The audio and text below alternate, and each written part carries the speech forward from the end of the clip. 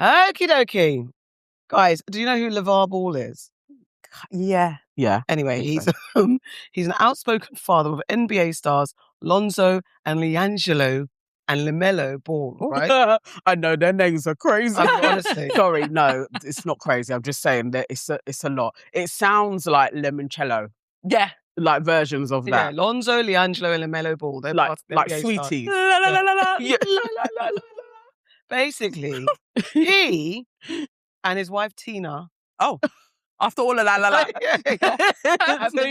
Tina have been together for nearly 30 years, raising their 3 boys and building a life together. However, in 2017, Tina suffered a devastating stroke and left with aphasia, a condition that severely affects a person's ability to speak and communicate.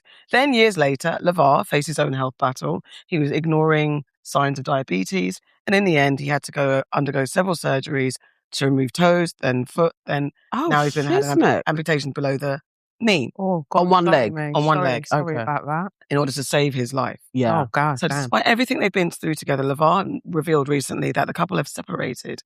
According to him, Tina decided she wanted to go and do something else. So after almost 3 decades of marriage, he says he has accepted the split. He has moved on with someone else. And whilst he will always appreciate the love they shared, he admits he doesn't see her the same way now that she's chosen to leave. So there's judgment. Oh, okay. Bitterness.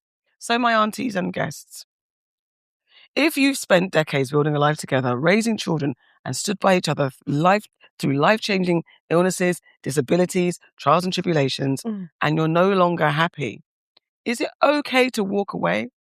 Or does in sickness and in health mean exactly that, even when the relationship has run its course? And especially because these people are older now. Where are you going after 30 years? Or is Tina right to say, bye-bye, I want to try something else? I actually feel like it's imperative to leave when you think it's done. Like, especially when you're older. There's not many, every day you wake up is a blessing. And she's already had health challenges. If he isn't fulfilling her, she could be here for another 20 years, longer, because she's in happiness.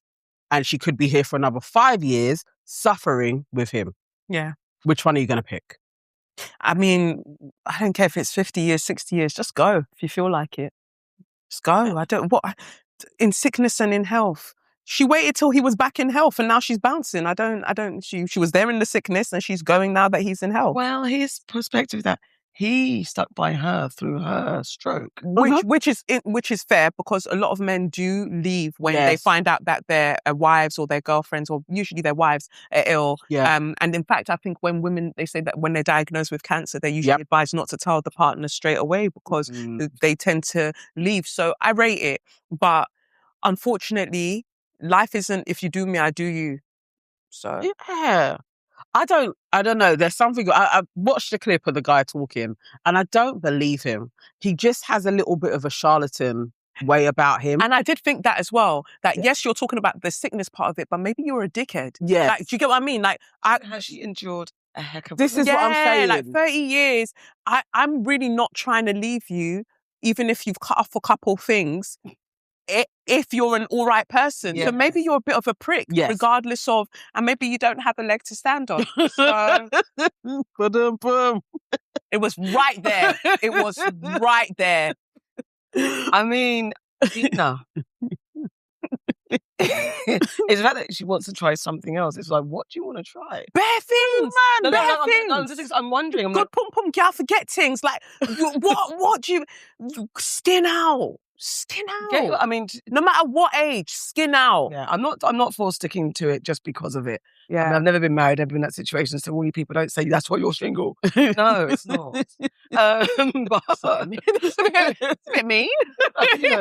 Not going to stick by the man for everything. No, but I think it leans heavily weighted on the fact: have you been a good man through those 30 years? And he's the father of ball players. Yes. If you watch Love and Basketball, the documentary about the career of a basketball player and the fathers in that, if you watch a very good film, it tells you everything you need to know about the fathers reaping the benefits of their son's success. Well, one of the boys is the guy that left Nikki Baby when she just had a baby. Wow. I think the baby was like maybe 3 months old. And then he moved on to Rashida Nicole, who has done similar, but she took her man, basically. They were fighting online. And then he made her pregnant. Oof. And then he left her Eesh. while she was pregnant. Eesh. Yeah. The life of a And baller, that's his son. the life of a baller is complicated and crazy, as we well have been seeing on the onlines.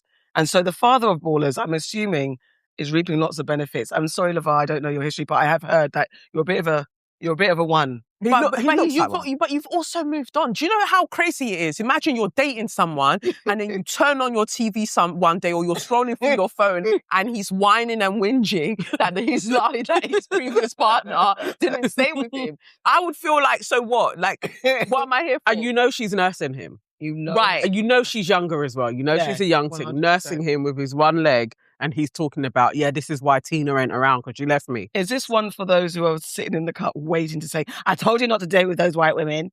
Oh, was he with a white woman? Tina was white. Oh, yeah, because they had the whole conversation about all these mixed race sports, these athletes now. That's happening. Yeah. I remember I said it flippantly to an ex about, the NBA is pretty... Yeah. It's really interesting. But it would be, because all the... Yeah. Then they went... And then all of the nepotism anyway. It's like my dad played, my uncle played, and then you can somehow get in. So it's a lot of them.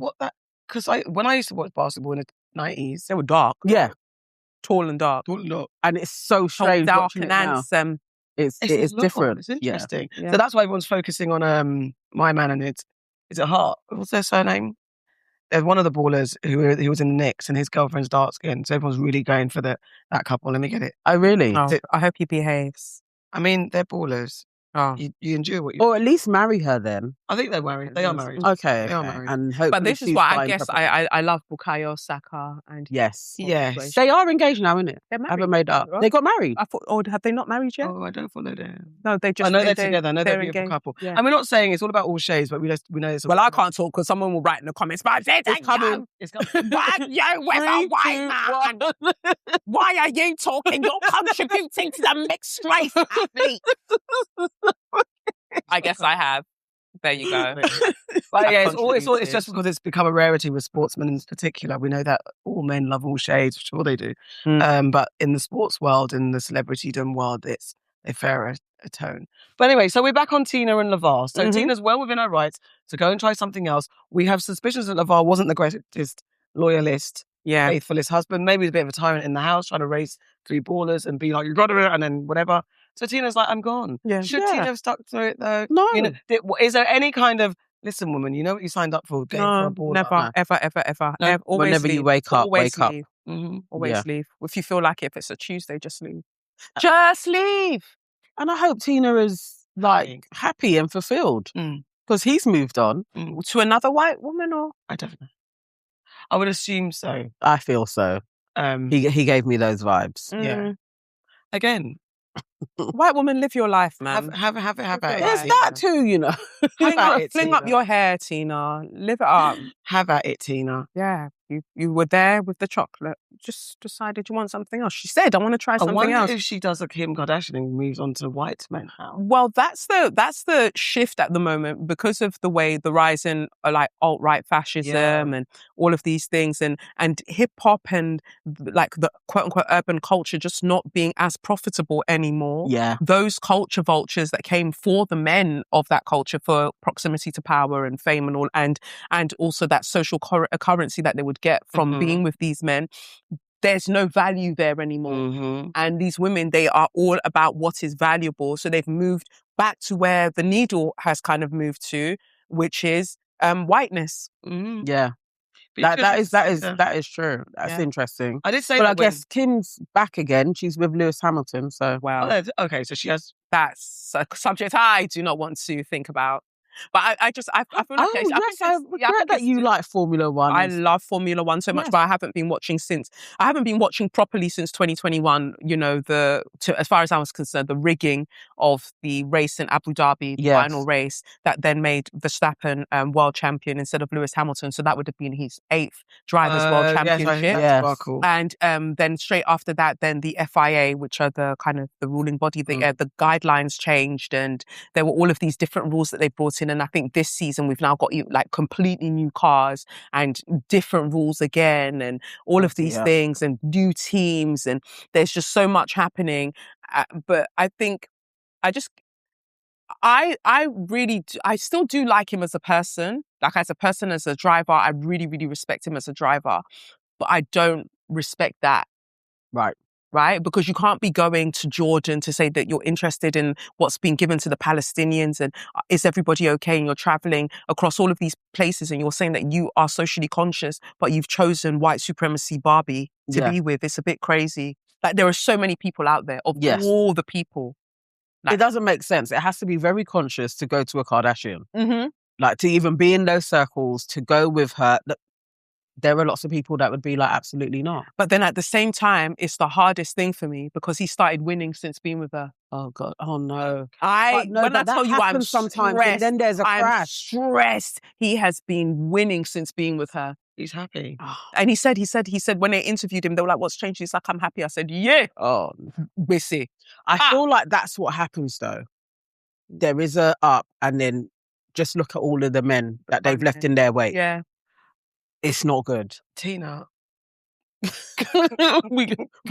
Folks maybe need to pray for Lewis as well, you know, because I keep him in my prayers. I'm like, it's not a good look once they're done with you, because boy. I think Silverstone's this weekend as well. If I'm not wrong, I could be wrong. I think Silverstone's this weekend, so they'll be in the UK. Oh, okay. Yeah, she's travelling a lot. Yeah. In his little handbag. Welcome to your Aunties. I'm Auntie AK, the auntie of all the aunties in all the lands, and knee pain. Ooh. And I'm here with... I am Nana, aka the Black Fairy, aka Dark and Lovely. I don't know why I keep on stumbling. These days, I think maybe I need to change it. No, you don't. You need to just up your powers. Okay. Go and touch some grass and go and dance in the forest. I actually do need to do that. Thank you. Mm-hmm. Yeah. And we are joined by our resident Caribbean queen is on her way as we speak. But for the meantime, we are joined by our fave. It's this. Collection of got an AK and a collection of yes. Kalashnikov. Yeah. Kalashnikov, that's it. How's it? It's all right. I'm just about chilling. Just about. Yeah. Looking cute. Thank you. Always. Likewise. Thank you for having me. We love to have you on. And our people love to have you on. They love to see you. That's great. We got so much to get through. And a new section that you probably will very much enjoy, guys. We'll get into it later. Let's go straight into it. Okay. I'm going to welcome quickly to the family. Just a quick one. The BET Awards happened, and the tribute to Lauryn Hill was, I think, a masterclass in tributes to people who are living or deceased. But this is how we think tributes should go. Yes. Do you understand? Absolutely. Do you get it? Mm-hmm. Actually, I watched so many parts of BET. I watched all of what they did to Lauryn. Yeah. But other bits, and I was like, this year was phenomenal. Generally. And it's annoying that it's the year that it's no longer Black owned. Yeah. Oh. And they have Black ambassadors rather than Black owners. Black consultants rather than Black owners. But let's just stay in the positive. We're welcoming the BET Awards and the awards team. Thank you. Well done. It was done brilliantly. It was a really good award show. Phenomenal. Really but good. That tribute, I was in tears a lot. Each time one of her family came on, I was like, oh my God. Like, that's so sweet. Her daughter, oh my word.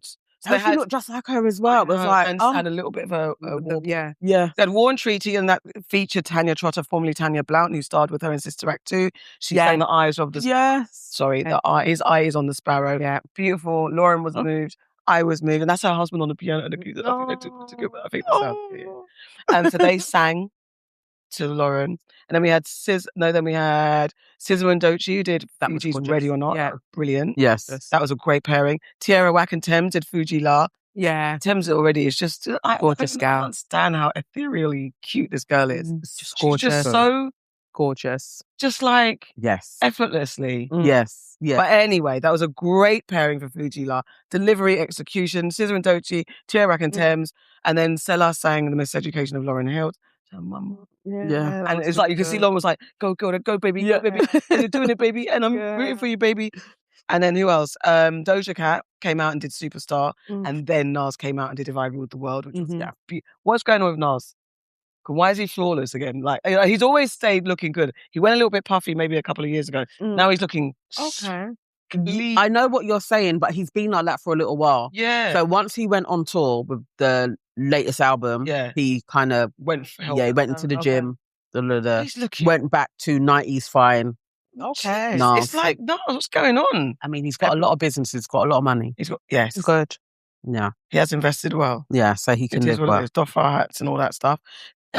Excuse me, then YG Marley sang his late father Bob Marley's first on the Hill duet, Turn Your Lights Down Low. That was really good. Hello, Lizzo and Rhapsody came out and did Do Up That Thing. Brilliant. Love a Rhapsody. Yes. We're looking for rap girls that rap. Yep. Zion Marley came out with tune to Zion and then he sang Marching and that was brilliant too. And then Alexia Jade, Killing Me Softly. I loved it. It was a good rendition, but I was craving Lauren's.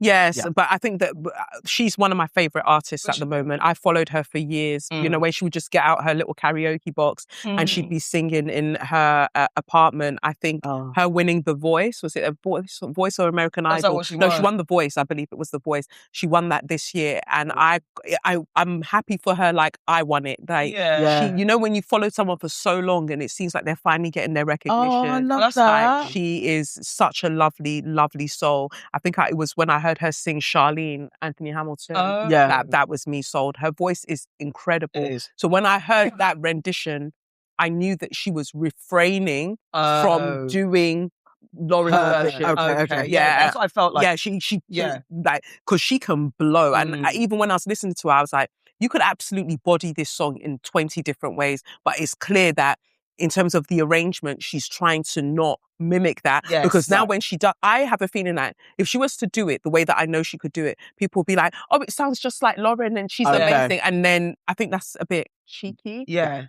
I hear you. I love that. You know what the internet's like. I love that you said that because that's why I felt like I can hear the pipes on her. Yes. But then there were moments when it's like, and that's what made me think of Lauryn. Yeah. So I'm glad you gave that background to her because I had never heard of her before. I thought she was a total like newcomer, maybe was getting her chance to be on a stage type thing. Like, I didn't know. That's nice. No, nice. she did. As much as I think these shows, you know, these talent shows are rigged, when she was on, all the clips I would see, she absolutely bodied it. There was no way, unless you're crazy, there was no way she wasn't going to win that competition. Although we've seen it happen before where really talented people, they've just played them out. But she got through the process. She's being seen now. And that's why they had her on at the BET Awards as well. That's really good. But she's got this song called, which I think is... Wish You Could See This. I Do. I want to say it's called I Do on Spotify or wherever you listen to your music. That's when you can hear how I'm definitely going to go for it. her. Because I didn't even get her name. I was like, who is this wonderful queen? Yeah. And then they wrapped it all up with Queen Latifah and Common singing Lost Ones. And that was brilliant as well. It was so good. Queen Latifah was in her bag. Yes. Common was excited. It was great. And then Lauren came out and did Miss X Factor, which this song kills me every single day because I love that song so much. Yeah. She did her little remix version. And she was just a queen with her speech and everything. Just that moment there, living icon deserved. Yeah, absolutely. and this remix version was actually one of the better remixes. Yes. But I really disliked that seeing people's comments going, but I just want to hear the original thing. I've realised that a lot of people don't actually like music. You know, I don't. They don't appreciate music. They like whatever it is that they like, and they don't want to shift. What the arrangement that she did on this version of X Factor, I actually think was impeccable. It's a closest version to another version of the song that you want to hear, because at least there was enough space for you to fill in with your own kind of reminiscent version of what you love. Because I do love that song, and I do understand going to the concert and having not a one version of what I get it. But Lauryn is a musician, and now at this day, you have to understand that she is like, I've got 2 albums. I've got 2 albums, and I'm riding that way, and it's meant so much. It's been so impactful. That's why she got the award. I'm going to get bored of singing this thing in the same way. You're going to get bored of singing it in the same way, no matter what I say. So it let me remix and do my thing. And she channels music. Lauryn is she's a musician. No one real musicians channel their energy. You can't do it the same every time. I think she legally can't sing the song. she legally can't sing the original versions of the songs. Yeah. That's why she sings the remix version. I don't know. Yeah, Oh, and that's really? why it was that's why it was cheeky that Alexia J did this a brilliant rendition of "Killing Me Softly," but Lauren can't sing that version. Why can't you? What's the binding? It's she can have the words but not the melody or something. Yeah, she can't have the it's melody. all of the it's all of producers the that were involved and the arrangements and how everything was left. So she is legally not allowed to sing and like the versions. She can say the words, she can have the words, but she can't have the melody. And I think that that's why I think overall the tribute to her at the BETs was so wonderful because she has been treated so badly over the years. Yes. And she's one of the most talented artists in our lifetime. Yes. And she was done so dirty by the industry. And we go to these concerts. Yeah, she comes out 5 days late and everything else. But for the most part, I think it's because of just how little protection she had in the industry. She's very, very much like, you're not going to get me again. And she's been like that. And I think as she's getting into her bag and her maturity, in this season or whatever season she's in, she's now I feel like there's been a change as well. And maybe she's trusting more because she's put up a bound. Because I know there was a time when she was like, if you from the outside looking in, you're like, that woman is an absolute bitch. Like, you know what I mean? Because she's protecting her peace so staunchly. And I feel like now she seems like she's settled into and trying to not be abused. Yes. I feel like exactly. the abuse that she suffered, most people would not do music again. Exactly. And so that she can go out and perform and does different songs all the time. We all have to be like, that's a strong person. Because there are people with one track. And they are broken from what happened to them. Exactly. Let alone albums. And also the finances of it all. Yes. People literally can't afford to go on tour. Remember when Lil Sims was saying like, my label aren't even helping me to go on tour. Having to pay for it yourself. Right. And when she had all of this, is it the IRS stuff, her tax stuff? So what money was she going to get to really go on tour? So she literally has not had anything. Yet she's one of the most iconic people ever. And she doesn't have the finances or that to show for it, but she's got the recognition, just not the money to back it up. So, I mean, for me, my favorite album is actually Unplugged. Yeah, I love Unplugged. And so when you listen to Unplugged, you really understand where she's at. You really understand, like, that was her best body of work. Miseducation was wonderful. It was, it was mainstream. Everybody loved it. Yeah. The white people loved to reference it, all of that stuff. But to me, her best work was Unplugged because it was essentially prophetic. Because now you can play the soundtrack right now, and the things that she said was going to happen or that she saw happening, we're seeing it now. The Epstein files, all of the things. Precisely. That was so raw. So.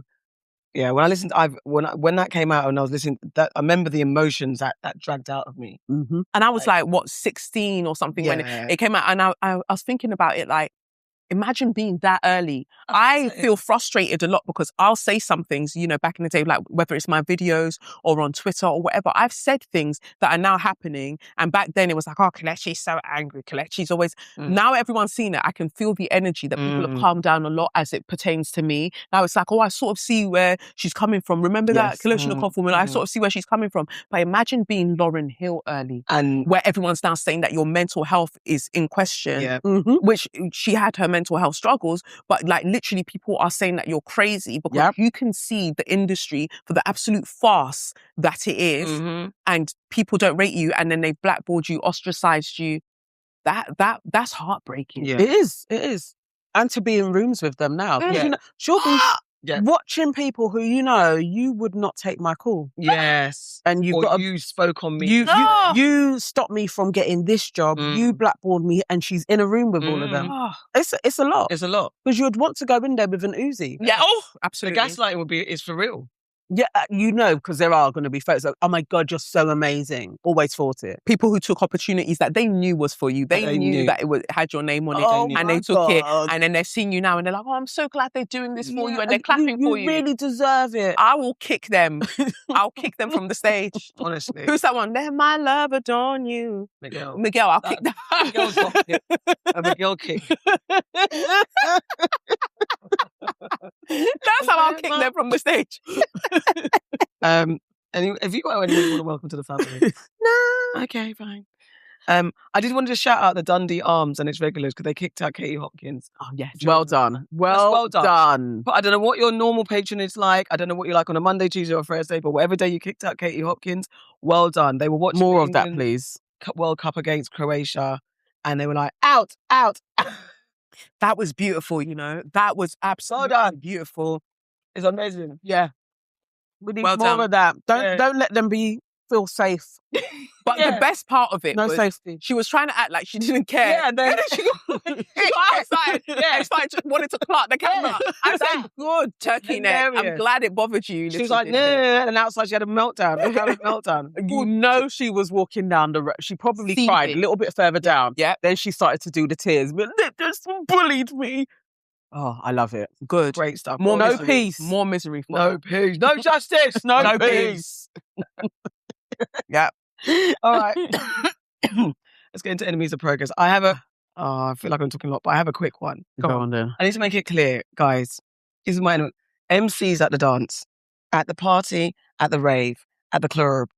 Can you stop being so freaking sexist? It's getting on my nerves. Where all the single ladies at? Have you got your real hair? Have you got your real lips? Have you got your real bum? Have you got your real teeth? Have you got a man? Have you got money? Are you independent? Did you wash your front today? Are you off your rocker? I am sick and tired.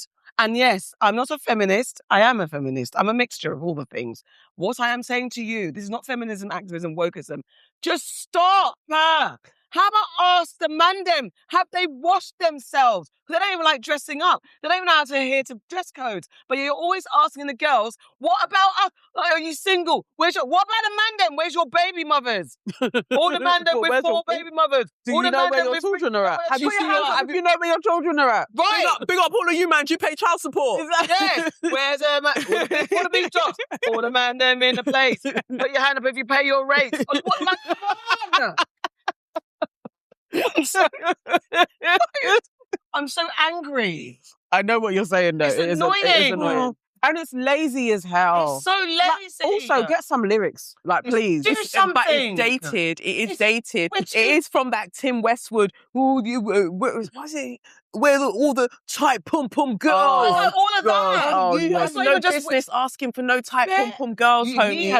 I don't want to bring him. You have no He's a copycat business. and he's a freaking colonizer.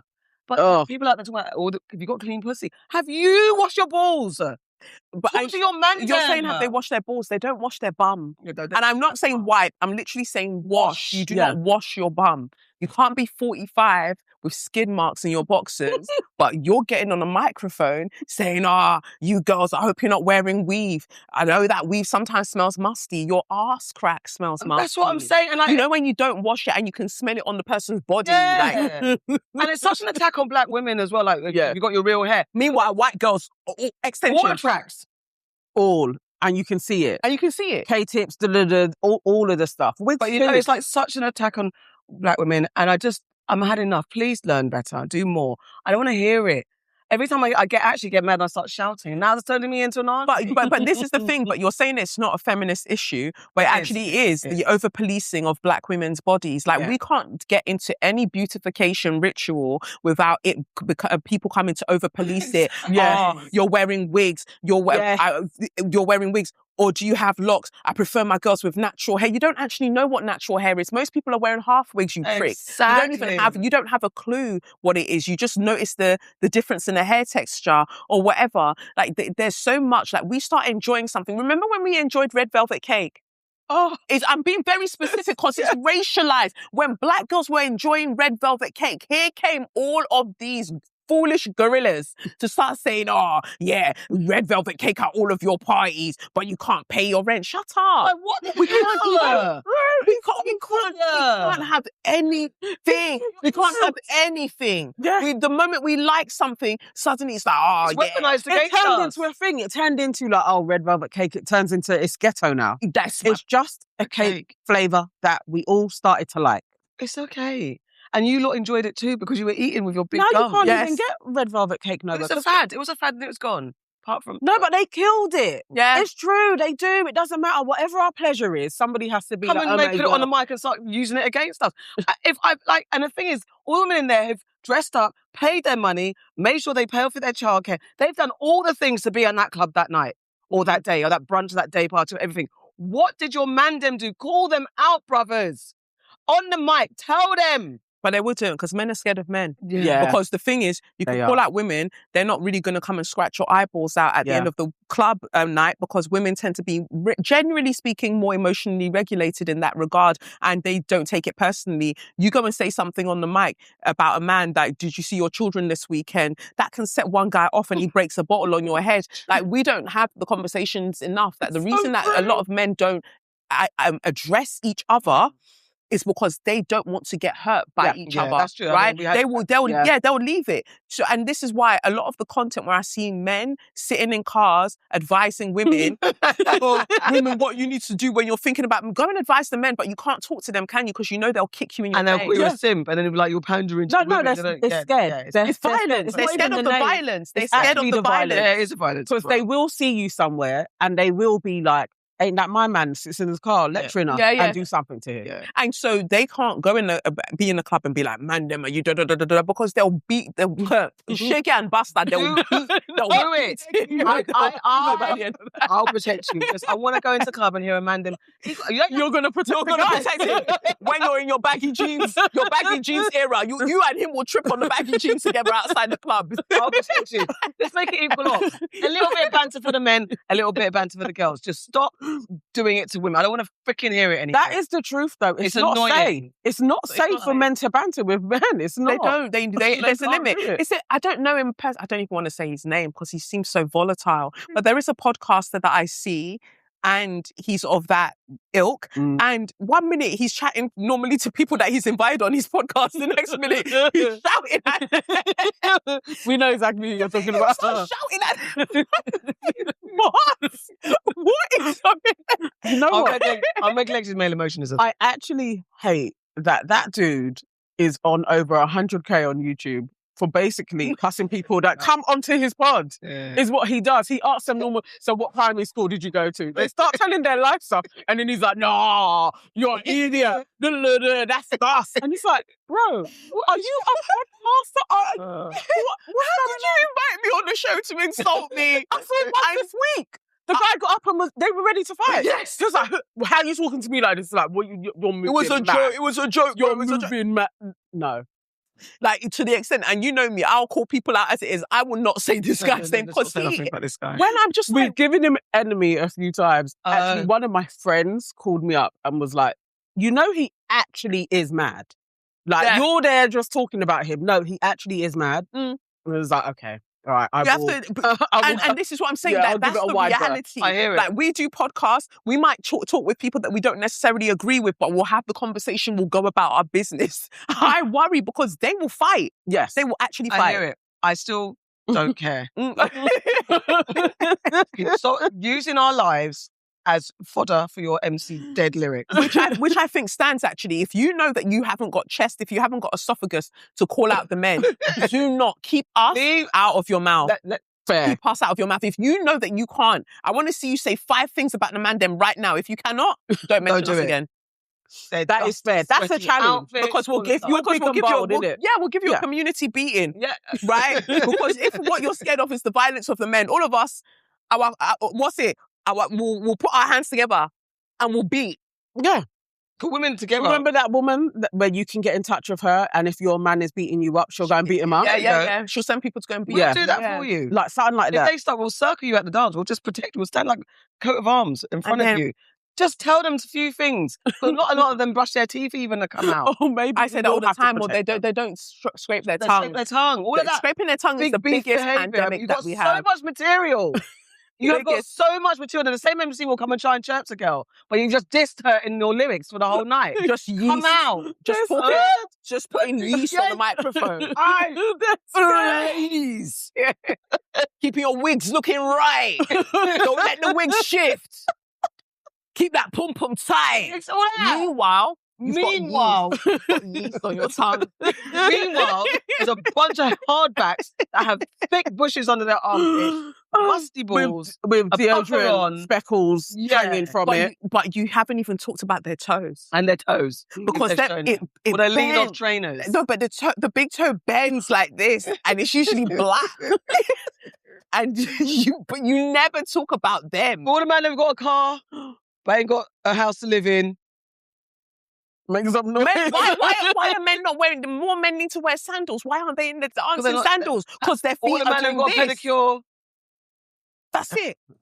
Push They've got your hands. actually. Socks and sliders. You think Socks that and they're sliders. up in the air. You think they're tall because they're wearing Air Forces. It's because of the cross on their under their feet. But you don't call them out. It's every 5 seconds. women. Leave us alone, man. And stop calling us females. It's really All the females are the real. Oh my it's God. I could go on. I shan't. We've spent too long on it. Just letting you know. Allow it. Allow it. We should all just start booing, to be fair. When they start, Stop. just boo. On my email. Tomato. Yeah. I think we got to start doing I'm that. going to start sending emails as well. Yeah. To the organisers. Can you tell your MCs to find some lyrics?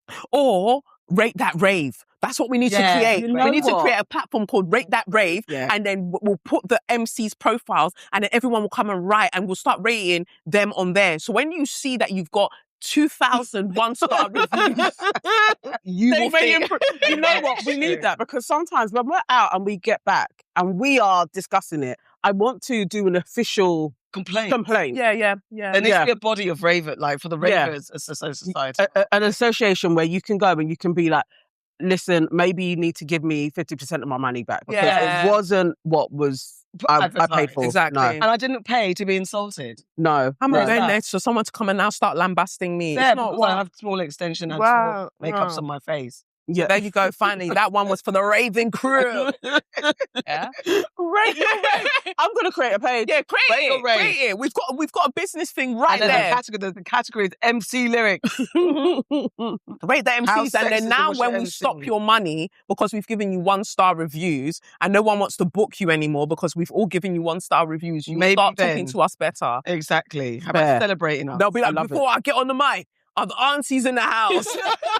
We're here. Watch yourself. Go. Can you imagine? People will start banning us at the door. Like, you guys can't come in, sorry. Management said no. We're going to be outside like Lin May protesting. We're getting asthma attack. Oh gosh. All right. Cool. All right. Do you want to take the verses? All right. Okay. Young Miami. Yes. Yeah. Kelechi, you tell us about this track. Where all my scamming ass is at. Spending that money fast. 20s, 50s, 100s cash. Boy, going that go, You know y'all all the back. words. Boosting bitches where y'all at. Stuffing that shit in y'all bags. Just flip and pop some tags. Boy, going that go, y'all back. What? Spin that shit. Hey, spin that shit. Spin that shit. Oh, spin that shit.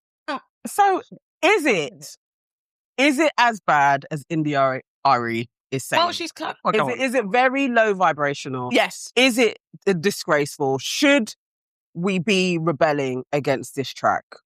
I think that there are so many things that are happening and we are actually missing the bigger point, right? So let's talk about the point that India Arie is making, which I hear it on an energetic, frequential level.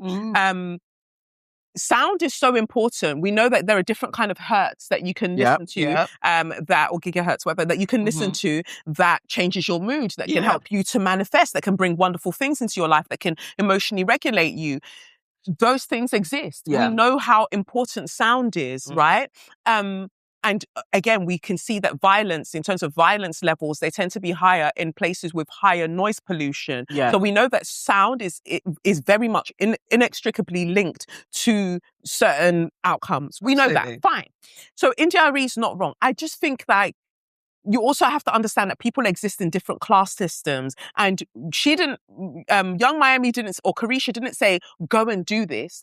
she's actually observing something that is already happening. Right. Right? So we know that we've got a boosting culture. We know that we've got a shoplifting culture. We know that we've got a scamming culture. Yep. And this is an observational track of that. And she's celebrating an aspect. Should she celebrate it? Probably not. But at the end of the day, you can't deny that the culture exists. And the reason that the song is so popular is because so many of us relate to it. And we know back in the day, especially if you're talking about 90s, right? You know that woman that used to go and steal them jackets, them And then- designer jackets for you. Yeah. I don't know her personally. And I've heard of her. I've heard allegedly, right? There are these people that I ain't seen her for decades as well, Right. but they were about and they What helped. about? So why are we pretending that we don't know the boosting bitches that she was talking about? However, the actual nefarious, sinister aspect of this that we should be looking at is the fact that she is indirectly rehabilitating Diddy. Well, that part. That's the part that people are intertwining into the conversation. And that's what people are saying. Like, we first of all, we have selective outrage. Mhm. There are tunes that we let fly, and we can list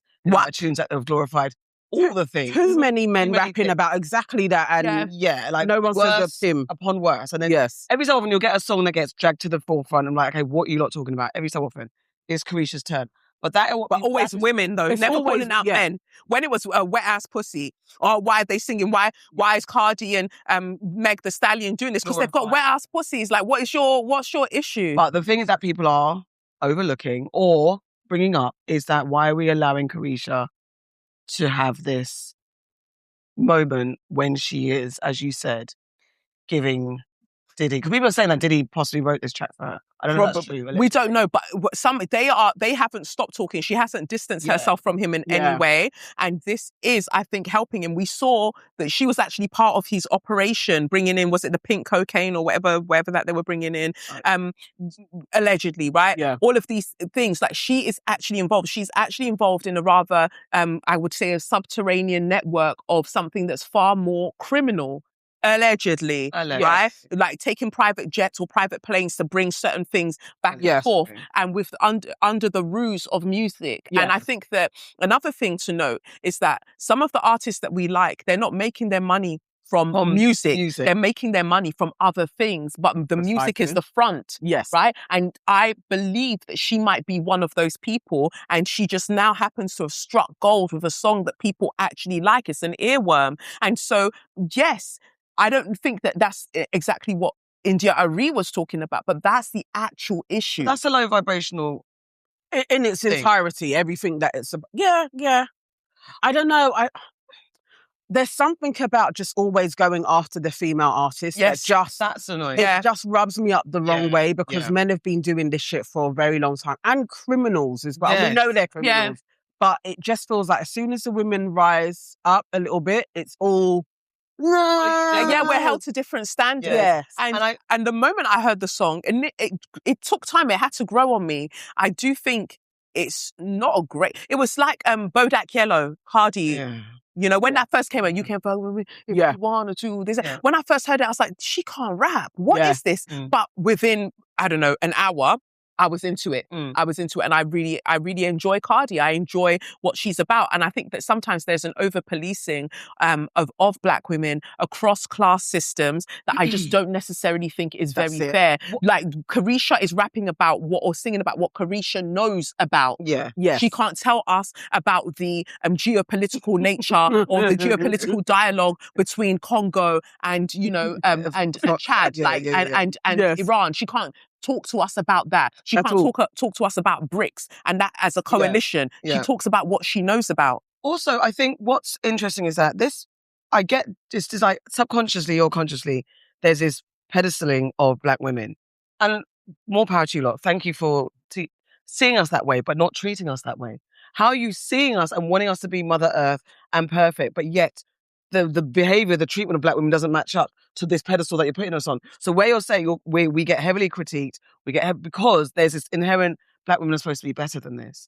There's always, we're supposed to be better. We're supposed to take care of the world, take care of the earth, take care of ourselves. We're supposed to, and that's why there's this heavy on the don't do this, Black women. How could you do this, Black women? How and why? So then if you feel so strongly, if you feel so strong about what we shouldn't be doing, and then treat us, give us the room, lay us petals at our feet, have us floating on clouds, treat us like the most ethereal, precious being that you guys say that you think that we are. But we don't get that. No, it's because it's all a lie. That's not. It's just control. They're trying to be like, oh, we hold you up to high regard. You don't. It's all a lie. But it's I think inherently there is something that then, because I think we do have a superpower. I do think Black women have a different energy and power that is recognised, but they don't know what to do with it. I don't think it's a lie. I think it's felt, but they don't know how to deal with it, so it comes out as disrespect and a diminishing of it. I don't know if they do feel it. I don't know if they do feel it. And I think that there is something to be said.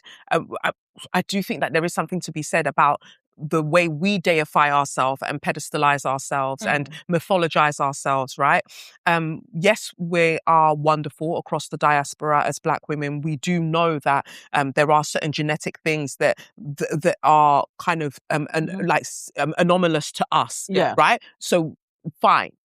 But at the same time, I just feel like, you know, that whole Black girl magic thing, Black excellence, all of that stuff. I've kind of like moved away from it because I'm like, actually, I know a lot of Black women who are dickheads, right? Yeah. And I think that there's that space as well. But the pedestalizing that I think that you're speaking of is really only about glamorizing and romanticizing our ability for labor to endure and to keep.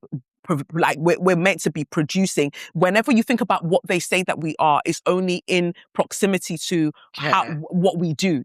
What we are able to produce, what we are able to give to others. That's it. And beyond that, servitude. Right? And you know, when they talk about my grandma did, she fed all of us. Everybody could stay at my grandma's house. This person was feeding the 5,000. It's always in service. And being bound somewhere, and that's very controlling.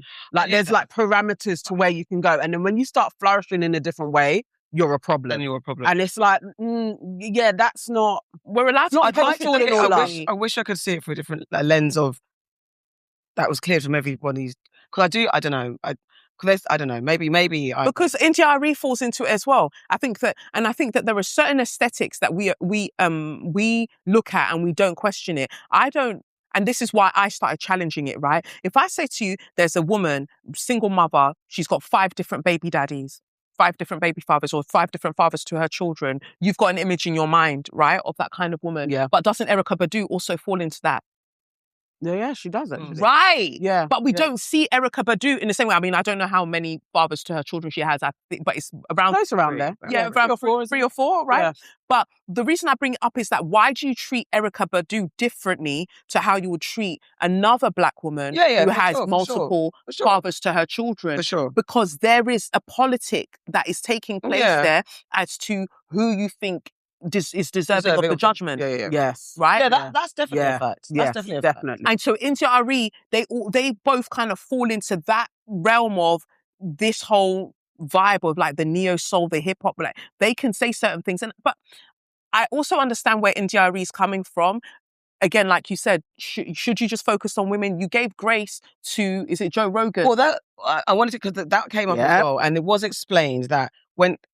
There's something about that article as well. They really wrote the word out, and I don't like how the article did it, but they wrote the word out. Apparently, she called out Joe Rogan for repeatedly saying the N-word, and she called him out, and then she said that she accepted.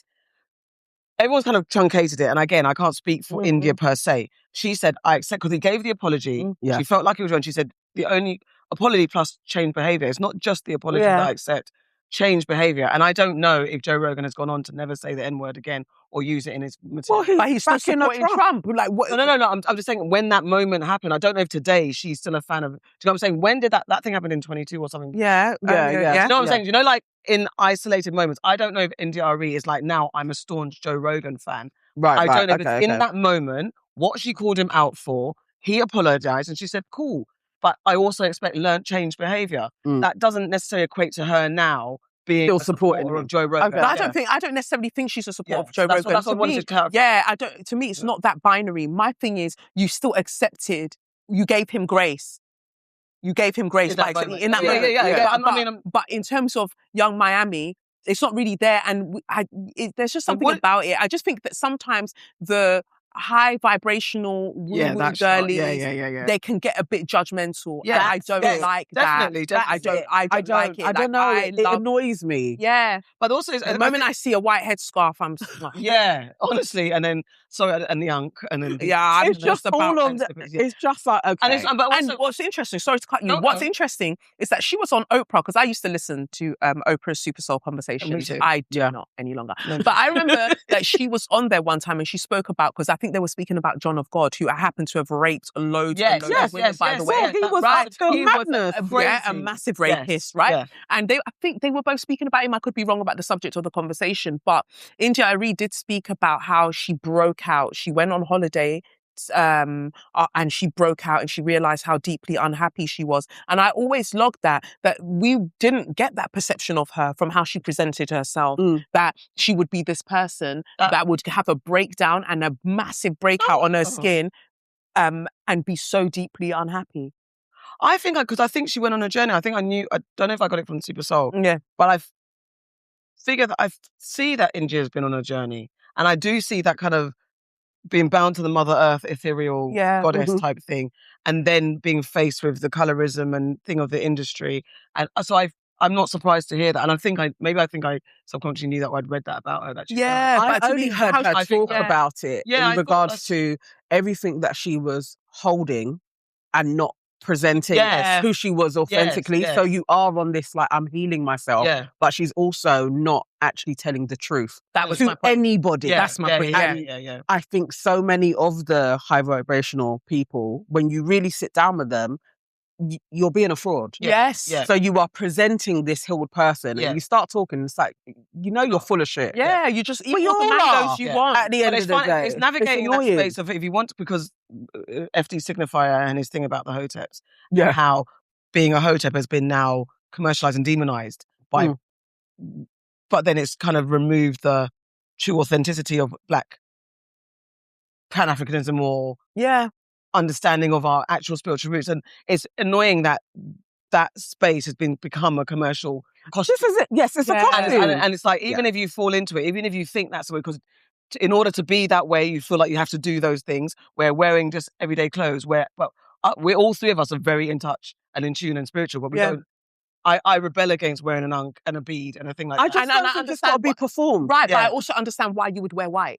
Yes. I understand why you... Everything I understand why it's done. You know, you don't want to wear these certain colours and attract certain energies to you, so you would wear white. I get all of these things. But my thing is, as we say, so many people are performing healing, not actually healing. And I question how much one is healing when they critique or criticize somebody in that way and kind of open them up to further kind of backlash.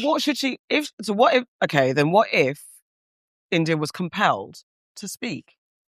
Like, if you saw something, and because I think it was a tweet or a post, and she's like, well, not everybody will hurt. Yeah, she did it on Threads. It was obviously Threads is turning into flipping Twitter as well. It's a bit of a cesspool. So everything you listen to, see, or hear is going to influence you, so make wise choices. I spent my entire adult life caring way too much. Not everybody cares with a capital C, and explaining it to them is not going to make them care. So I think she has come back and explained, I don't know where that video is, she come back and explain more what she meant. But does she not have the right to say, and is she opening Carisha up for the rules? So how did that link to Carisha? I think someone I think it was in response to someone talking about Spent That. Okay. And then she responded. Yeah. You know, we're all entitled to our opinion, right?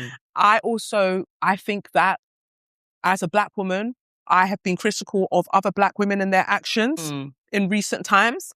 Not necessarily wanting to open anybody up to further critique or criticism, but I'm still going to say what I want to say, though, right? But say it so it can still stand on its own without being linked. And I think, to be fair, that comment does that. But I don't know, there's still something that's smelly about it. I think we can pontificate about it over and over. But we all know that there's something that we sense in that comment energetically that does feel a bit judgy. Yes. That's all. It's a judgy. Yes. Yeah. And there's so much that it's like, how do you pick out one over other?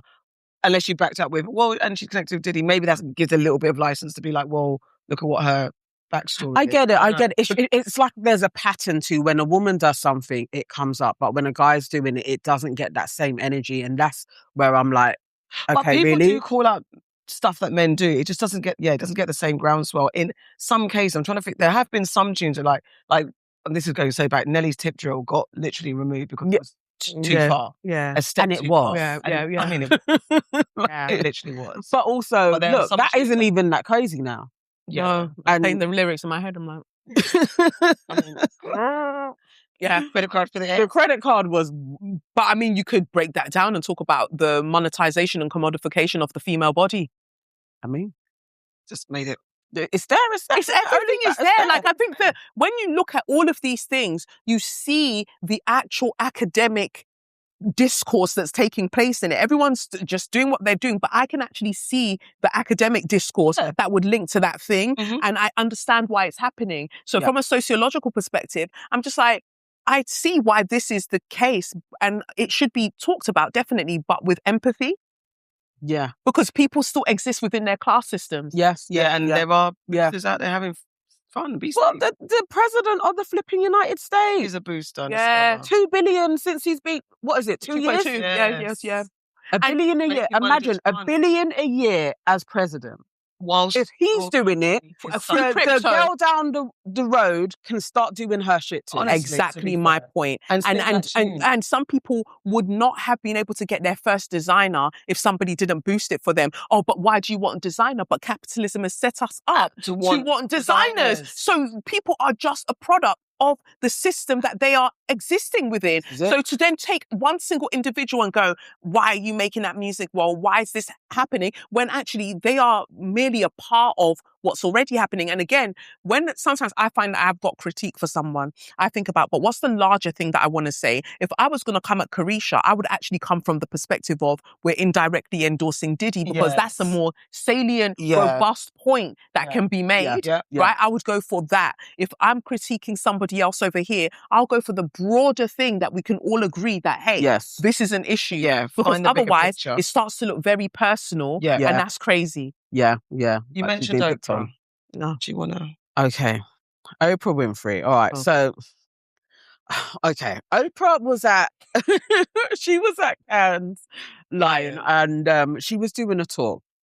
She's getting an award. Yeah. And she, in her infinite wisdom, decides to share a story about Whitney Houston. Oh. And the last time Whitney Houston appeared on stage on her show. And that she says she relapsed and she fell. And she had to tell everybody, like, please. She said she begged them, please don't speak about this. No pictures, no nothing, like, you know. And everybody did adhere to it because we didn't hear about this until Oprah told us. Now, Whitney Houston's estate is like, absolutely not. She just fell. She hadn't relapsed in any way. Who knows if that's true? She said that it basically was a new stage and it was quite dark, so she missed her footing. So she just fell. I remember watching that episode. She said they're saying she just fell and had nothing to do with drugs. And there are a lot of people that are saying this is really damning and shaming. If she had even, why are you sharing it? Because it's like addiction is generally attached to shame anyway. And in her death, she still has family members. Why are you sharing this story? What was the context? Transparency, I didn't watch the whole conversation, so I just don't know the context. It was all about content and this age that we are in, that people are filming everything goes out. So she was sharing this story of when something could have gone viral, if that was a thing back then, but people adhered to standards to not share it. So I get the context of this. Yeah. So there's a valid point to what she was saying, but why did you? Because you could have gone. There was a situation where I had a guest. And none of us need to know who the guest is or anything like that. But now you've gone. I feel like the criticism against her is fair. I don't know what's going on with Oprah, but I feel like she's just losing touch. Yeah. Or maybe she's always had this. I don't know. But there's something in question about integrity and ethics with her. And again, it keeps on coming up like, we put her on a pedestal and she's actually a bird. She's an agent of white supremacy. and has Never been for done. such a long time. And I think those of us who looked up to her, because I did, when I think about 100%. what I want to achieve as a 100%. broadcaster, one day I'd like my own television network. I want to be able to have the She resources was and finances to make my own the- films. Oh. And like I look at, and Yeah. then she did Super Soul Conversations. I Yes, would I love constantly reference it. Yeah. And then now I'm seeing that a lot of the people that she had on there are criminals. Deepak Chopra. Grifters. I was like, Jesus. Grifters, sexual deviants. Yes. Yeah. But where was she meeting them? No, but I'm I'm sure. saying that, where are you? How is it that in every picture we are All with finding you with them. the most nefarious, with the most dangerous people in the industry? You're there, but people can argue, oh yeah, but they're everywhere in the industry. So if you throw a stone, it's going to hit a pedo, right? So she just happens to be there. But Oprah, you've seen a lot of things, is my thing. And of all the stories you could tell, she's never beaten the allegations that she doesn't like black women. Forget Gail. Right? Forget her brethren Gail. She's not beating those allegations because Whitney, you're not even trying to protect her legacy. Why would you tell that story? Why would you do that? And she's been out here for a minute. If anybody is media trained, it's Oprah. Yeah. Yes. Right? We learned our media training from how She told Beyonce not to talk, and Beyonce never spoke again. Yeah. Right. The ultimate queen of like, do not mind your manners in. So how did that story just fall out of your mouth? And also, who attends Cannes? Predominantly white people. So you've gone and offered Whitney's story of shame, in whatever regard, to them for what? Without for the facts or the truth, and like, it's like even if it is the truth, but the fact that it's untrue, I'm siding with As what they're siding with saying, the state here. it's not true. It's not true because the way that perhaps the sister-in-law who manages her affairs, the fact that she's saying that. We know she had her troubles, and we know she had many troubles. But on this particular occasion, because they didn't have to say that. Yeah. They could have just said, you didn't need to reveal the story. Yeah. Yes, she was going for it. Because that's all because everyone knows the troubles are out there. Yeah. It's documented. We all know. And unfortunately, that's what's associated with Whitney now, her drug addiction. But at this point here, they didn't have to say that. But Oprah is a mean girl. And I don't think once you see it, you can't unsee it. Monique wasn't wrong about her. No. Like, Monique has her issues as well. Yeah. But Monique wasn't wrong about her. Once you see Oprah for what she is, you can't unsee it. And she lies a lot. But she's got a lot of money, so she can get away with things, right? Yeah. And we kind of brush it under the carpet because, black excellence and all of this stuff, we kind of let it slide. And it's so true. We all have a bit of a, oh my God, if we could meet Oprah, would love to do what Oprah's doing. I feel so disappointed in her. And reason why I say she's an agent is like, step back again, what I'm saying about like, what is the larger context of what's happening here? Hillary Clinton is also complaining about social media use and sharing things online. Yeah. Zionist. Yeah. Netanyahu is complaining about social media and people being online. Zionist. Suddenly, Oprah comes to tell us a story about social media and how things can go viral that should have been kept private. I'm not saying she's a Zionist. I don't know where she falls, but I'm saying, can you see the pattern of suddenly all of these powerful people suddenly coming at social media? Social media has its issues. It can be poisonous, but also what did it do? It helped to globalize and mobilize us all to stand up against oppression. And suddenly all of these people want to shut it down. Because if it wasn't for social media, where would we have shared her pictures with Epstein, with Weinstein? I That is so true. Pictures with Epstein, but she has pictures with Weinstein. And she had, people having conversations about her and Deepak Chopra, people having conversations about her and John of God. People starting to talk and break down her image on social media, and it's not as fancy anymore. But when we couldn't communicate with each other in that way, we're ruining her empire. Basically. And it's like the offering is a so black true. woman as well. That offering up Whitney's. Do you know what I mean? It's very specific. It's very specific. It's like a weird story to really like. Because we are all attached to Whitney Houston as well. And so we would go in a protective mode of, they'll always give us something that we go, that makes sense. Yeah, if that was in this day and age, it would have been shared. So we have to be more careful about what we're sharing. Yes. But then when you get it wrong, because no one's on her side on this, why are you sharing this? But that's what, I don't know what her political affiliations are. I don't remember her speaking up against anything that's happening currently. No. And so if I were to guess, I don't know, but let's play around and say if I were to guess and somebody could be proximal to a Zionist, this is just all of them being activated in whatever spheres that they're in to start shutting down conversations and to start turning people against social media. So she Yeah. was just playing her role, thinking she could get away with it. And Very that backlash interesting. taught her. And again, that very social media that she was talking about came to now flog her. Yes. Because they're not as powerful and elusive as they used to be. Like Precisely. before, No, it yeah, was like, the veil's down. Right. The veil's down. the cult of But they're celebrity still crumbling. trying to get They're still, of people. course they are. They yeah. keep on They trying to can't- reel people in a little bit to absolutely. give through the them more relevant. influencer class. Yes. Yeah. Because the influencer class still think that they can amass the wealth that these lot have who are already on the way out. So they're doing certain things and they're talking all the time about securing the bag. There's no bag to secure. The bag is empty. Everybody's dying. Wake the fuck up. Yeah. Oh, it's so disappointing. But yes, there we go, Oprah. Yeah. Back at it again. Yeah. And you know what, actually, it's a valid point. Oprah hasn't spoke out against anything in such a long time.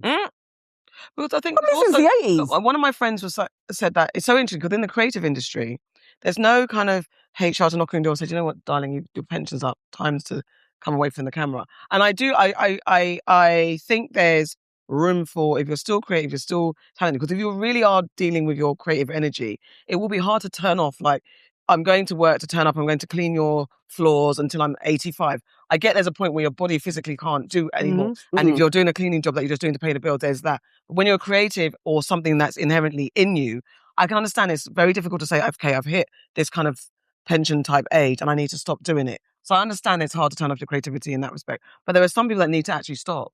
Like, you have to get to a point where there's no need to be in front of the camera. There's no need to be craving fame. There's no need to keep. But I don't know, because I love me a Dolly Parton. Anytime But that's Dolly what I'm saying, Parton there's comes some on my people- social but media that's what I'm saying. feed, There's some people that, is there a way, like, some people, do you have to recognize that enough is enough?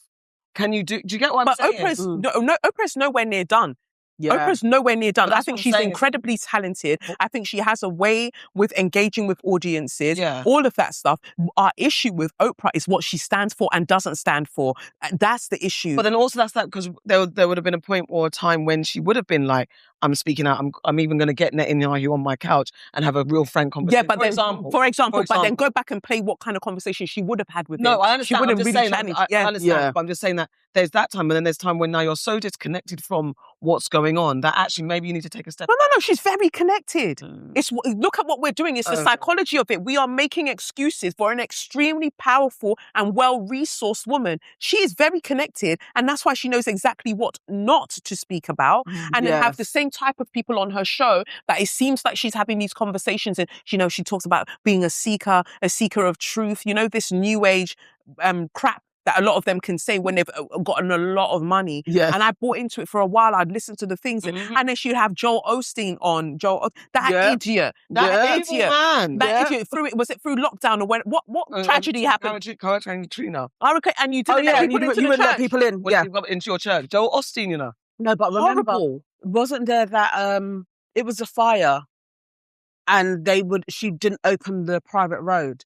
There's so Yeah, many the LA. And then she then told us to start bringing money for the fire. billionaire telling normal folks to do donations. When she has her own private fire brigade. Can you see that? it's things like that. I get it. I'm just saying, but I get what you're saying. I hate this like hanging on that seems to be in creative spaces. It's like I will never go. I basically have to die before I give up the mantle. Dinosaurs, But it is for a reason, because it is like the power. They're the old guard, and they're the power is residing with her, and you're not going to hand it over because she still has to be there. They know if they give it to somebody else, that person may wake up and blow up the whole spot. Yeah. She's been tried and tested, and they know what they're doing. They don't. I think it's even academics was talking about the attention faucet. This is the thing. It's crazy. He was literally like, he had a meeting because he's a talker in it when he gets drunk. Had a meeting. They sat him down. They were like, look, you got to post this, that, and the other. We're going to turn on the faucet. He was on, I think it was 10,000. Yeah. He did what they told him to do. Next minute, he's at 100,000. Carried on doing what they told him to do. He has 1 million. And he was drunk, just spilling. Who knows who he was in the room with, where this went, but that was how his YouTube started. Somebody somewhere was like, this guy, let's turn on the faucet. Because they know that you can be bought. It's not by any magical thing that Oprah is the one that was the billionaire woman. You would know her integrity, what we can get from her, what her soul is like. We know. Nobody ethically makes $1 billion. Yeah. No, nobody yeah. ethic.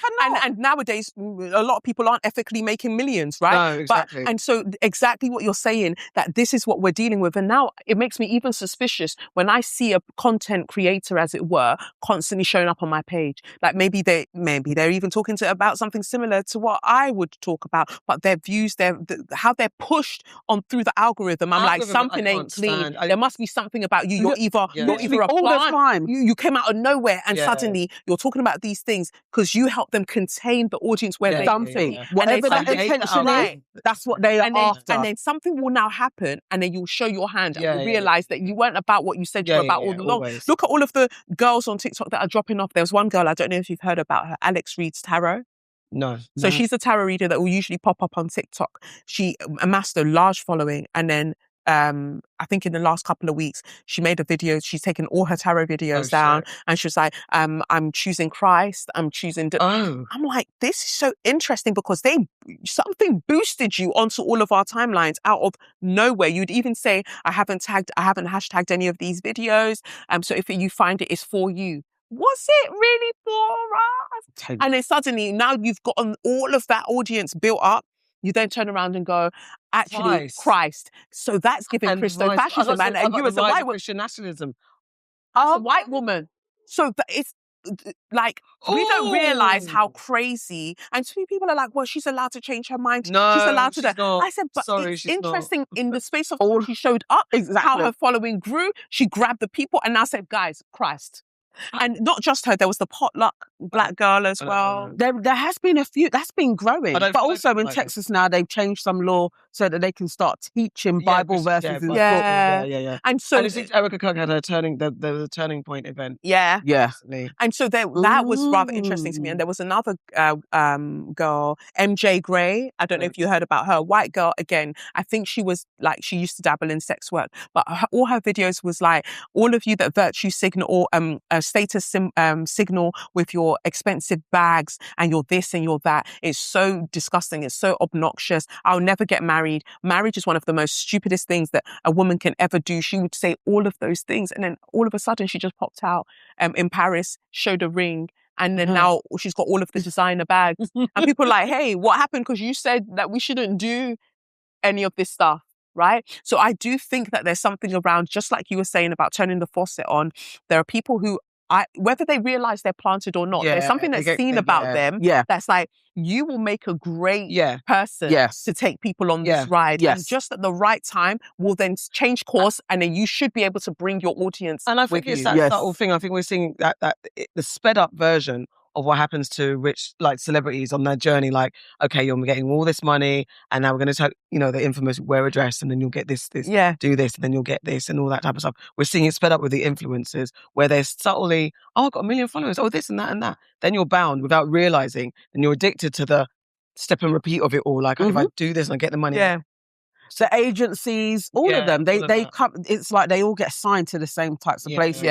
It is. And then they all nothing has changed. It used to be the actors. It was like, okay, it's not working with them. And it was the pop stars. Okay, nobody gives a shit about them. Now it's the influencers. Yeah, it. Gird your loins, guys. Gird your bloody loins. Be very, very particular about who you're engaging with their content. Even if you're like, I think that this makes sense. I get it. I feel like it's okay to be suspicious of everyone. I think so. And I think I hate the algorithm push. I can't stand one thing, I didn't ask for 20 things. Yeah. And then you're going to see everything that they post. And it's like, bro, relax. I like that light-skinned comedian, that light-skinned American comedian guy that calls the people, takes your phone and calls people when you're in the audience, he'll take your phone and call someone. I've not seen him. MJ Brooks or whatever. He's funny. And I liked one video. Yeah.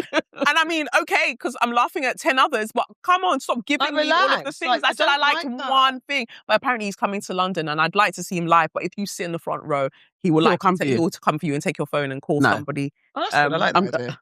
Not my phone, but I'm going to look for him. We don't have to look for him. We've spoken about it. He's going to show up because our phones are hot mics. Yeah, and especially did you get that message recently when they were like, change your phone from a physical SIM to an eSIM now? Yes.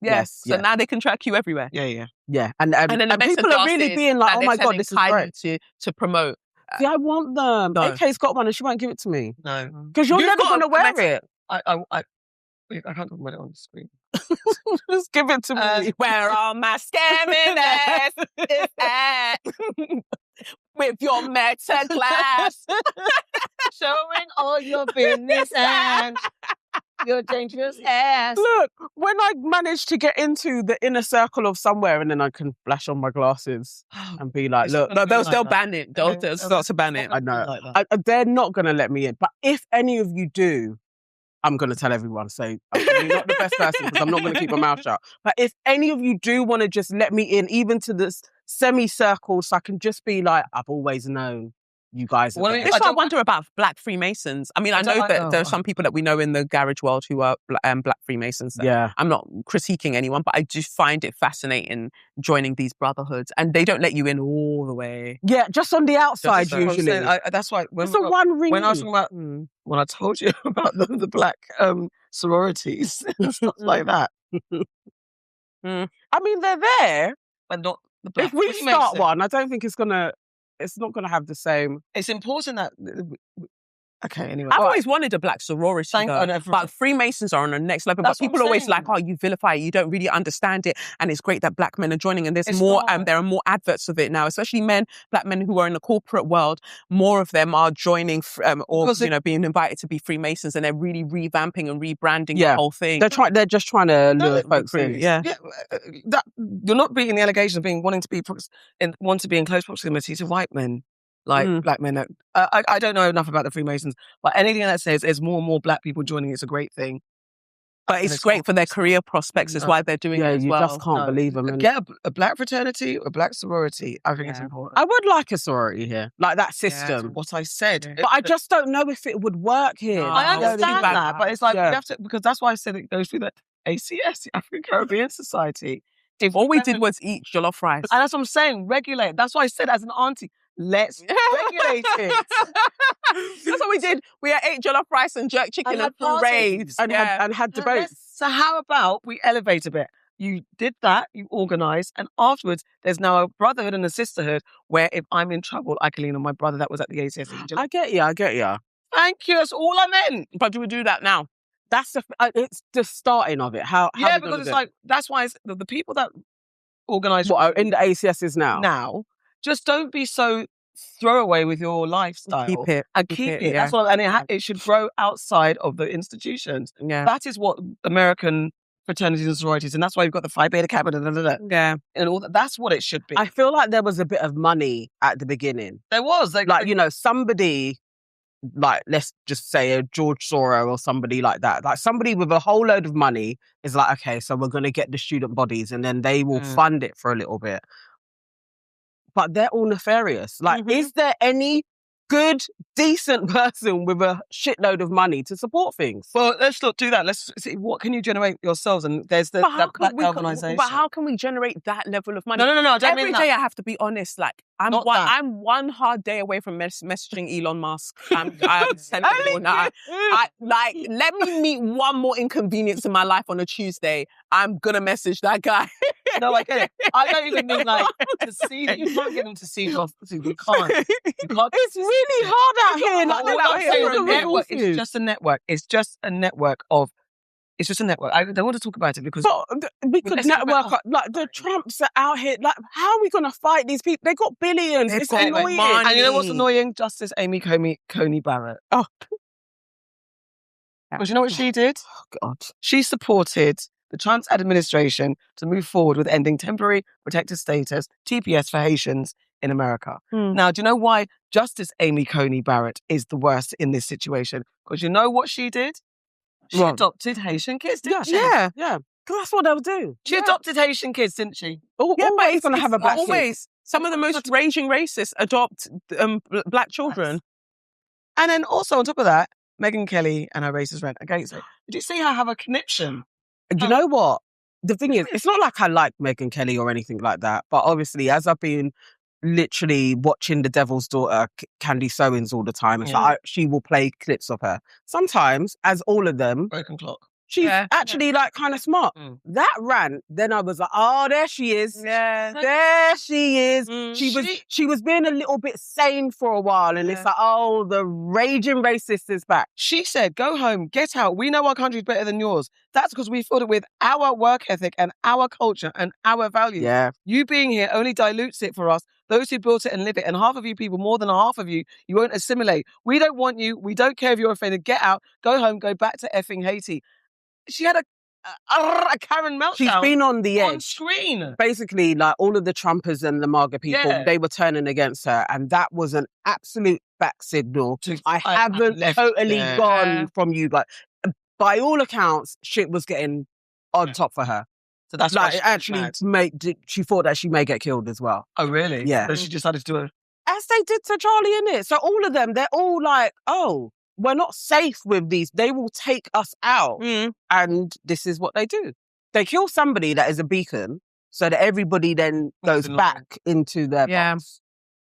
I mean, I feel it for Haiti and justice for Haiti forever and always. And I think that Haiti's biggest crime always in recent history has been a successful rebellion, a successful uprising. That is the crime.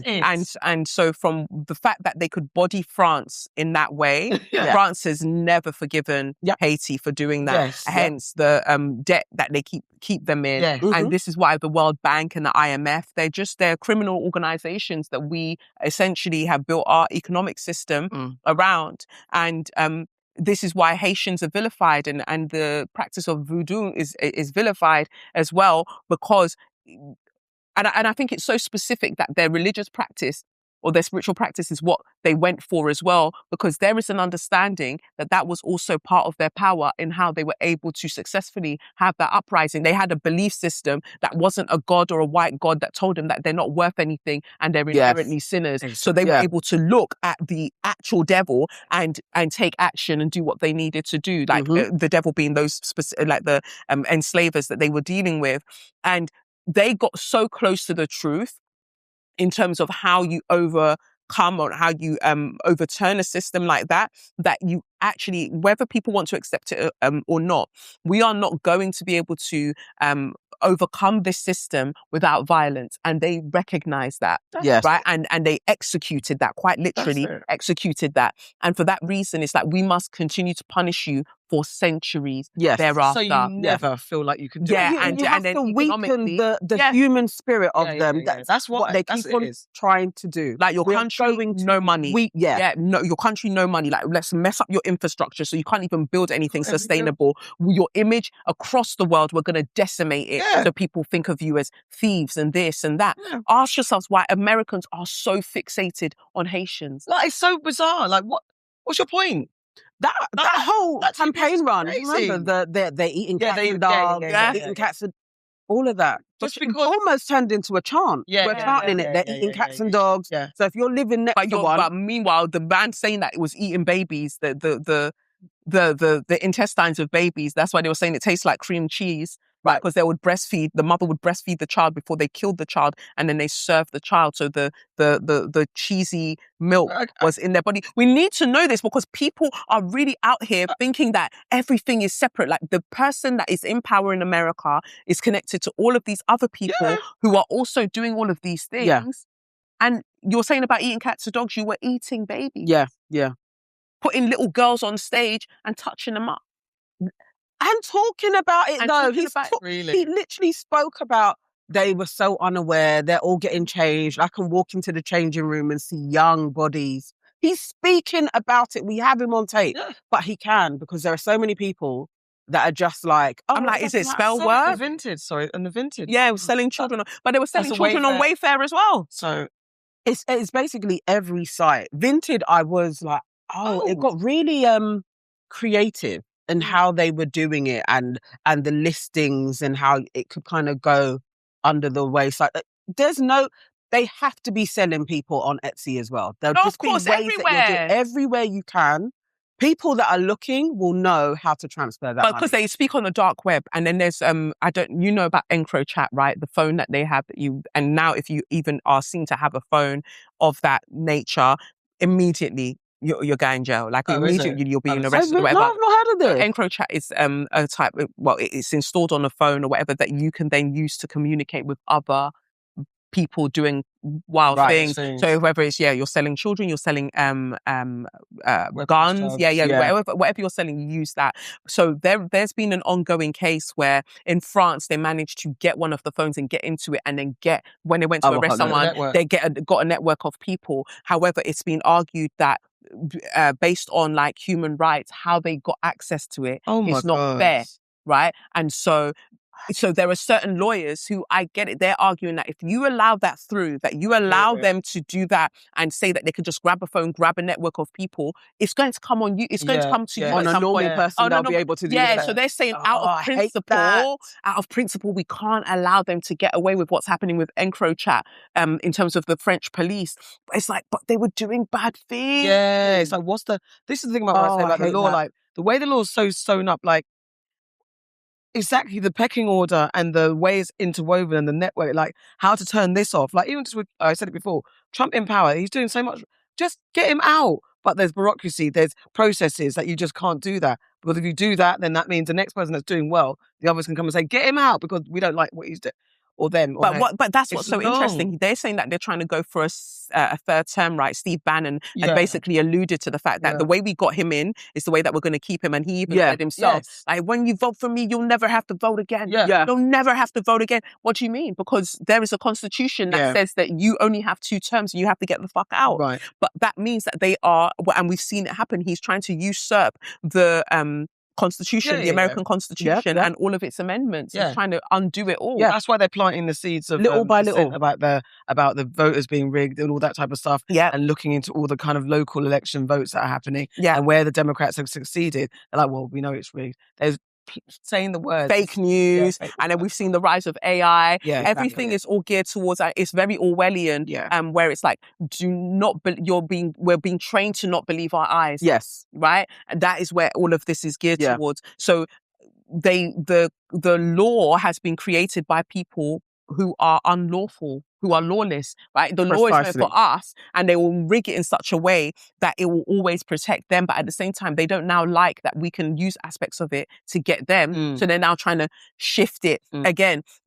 Getting Trump out doesn't change anything. Trump, Keir Starmer, Andy Burnham, they have no real power. It's the people who are funding them. So Nigel Farage getting £5 million, what is it, in crypto or whatever. Flipping crazy. Yeah, he got, and then sold billions as well now has come out. Yeah, 5 houses, only declared 2. He's literally a criminal. Because the lobbyists are giving them the money. They're the ones in power, all of the private companies. You can't go against them.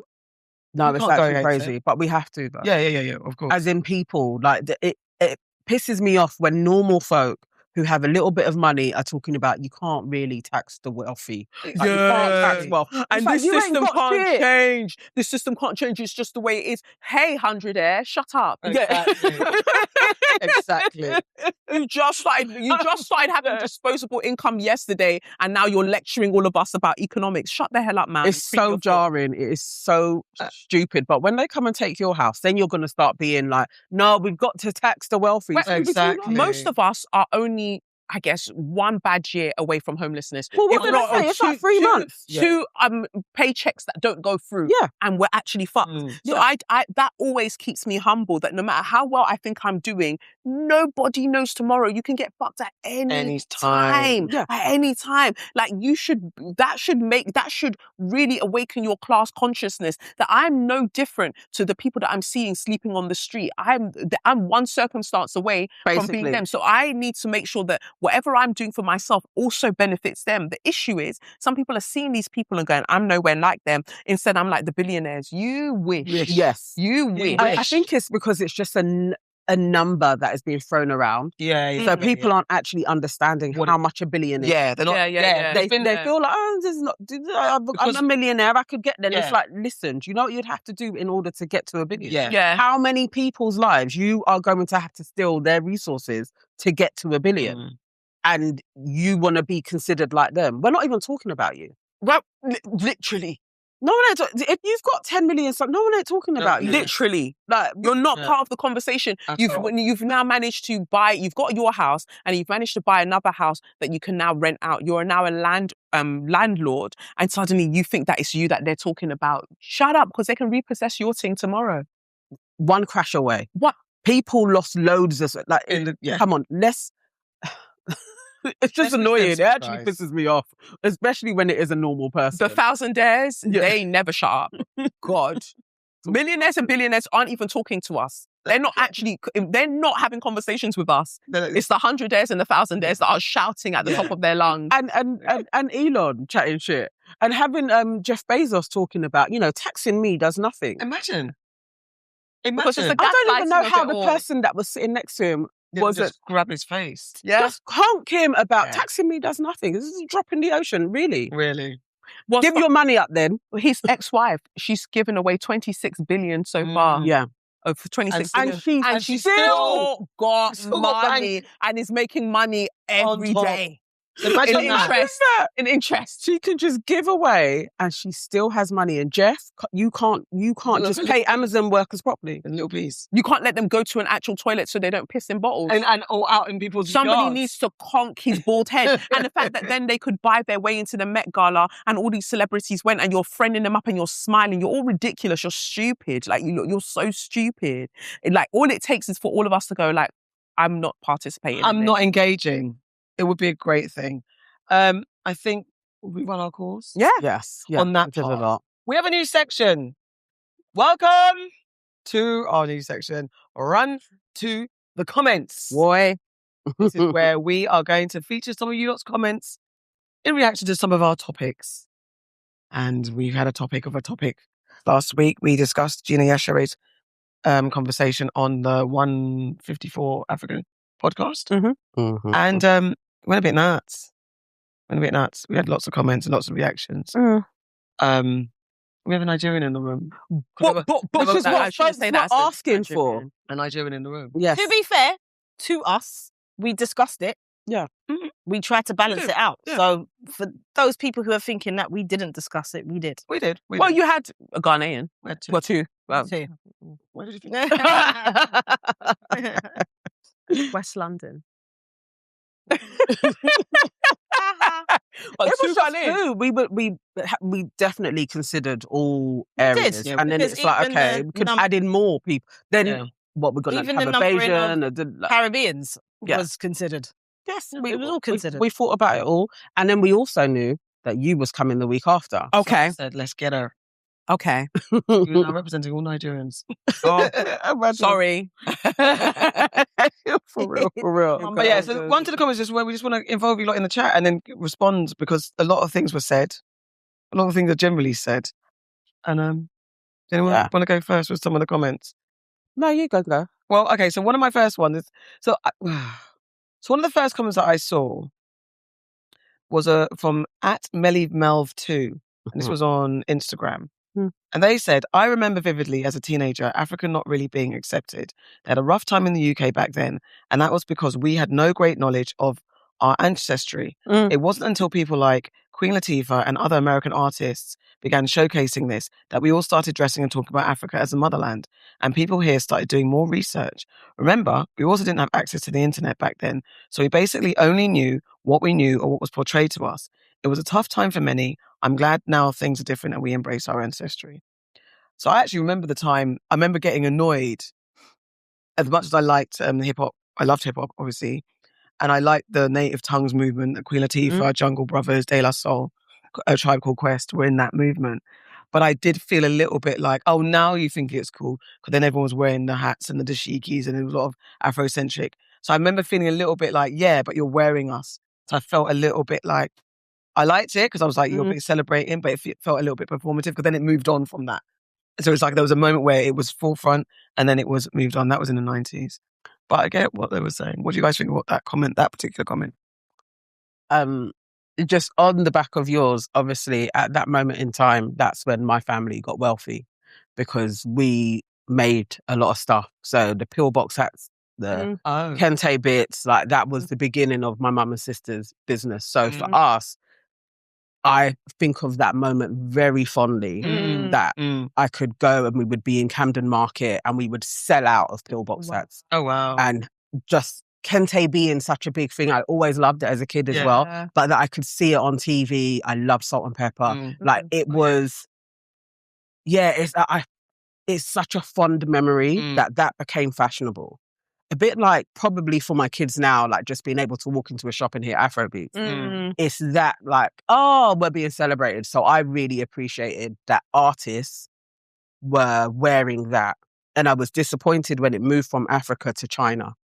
Because it just felt like, oh, that's our time ended. But, you know, at least there was a moment and people were embracing it. I appreciated it.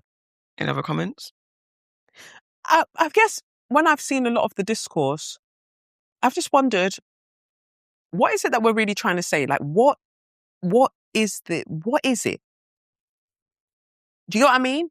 Gina's talking about what she was talking about. She's reminiscing. She's having this, you know, this nostalgia, and she's trying to contextualize things.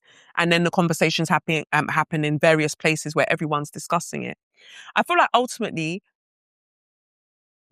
there is an expression of pain and shame that many of us felt at various, you know, in various stages of growing up and being accepted in white society, essentially, and being accepted in the countries that we found ourselves in, that we were meant to navigate.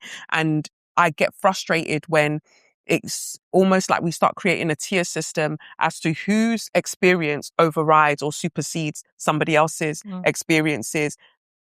They're nuanced.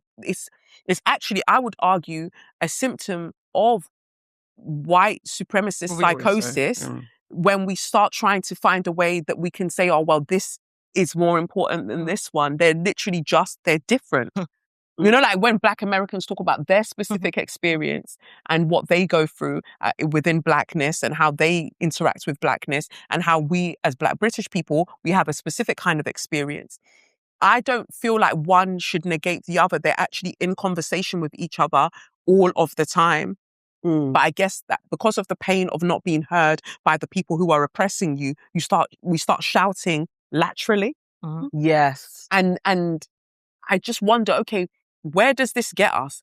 And obviously there are people like Gina who have a platform, and so they can share certain things. And then within the time frame that she has, within the remits of her own personal understanding, she'll make a statement, and then suddenly it touches on a wound and all of us fire off.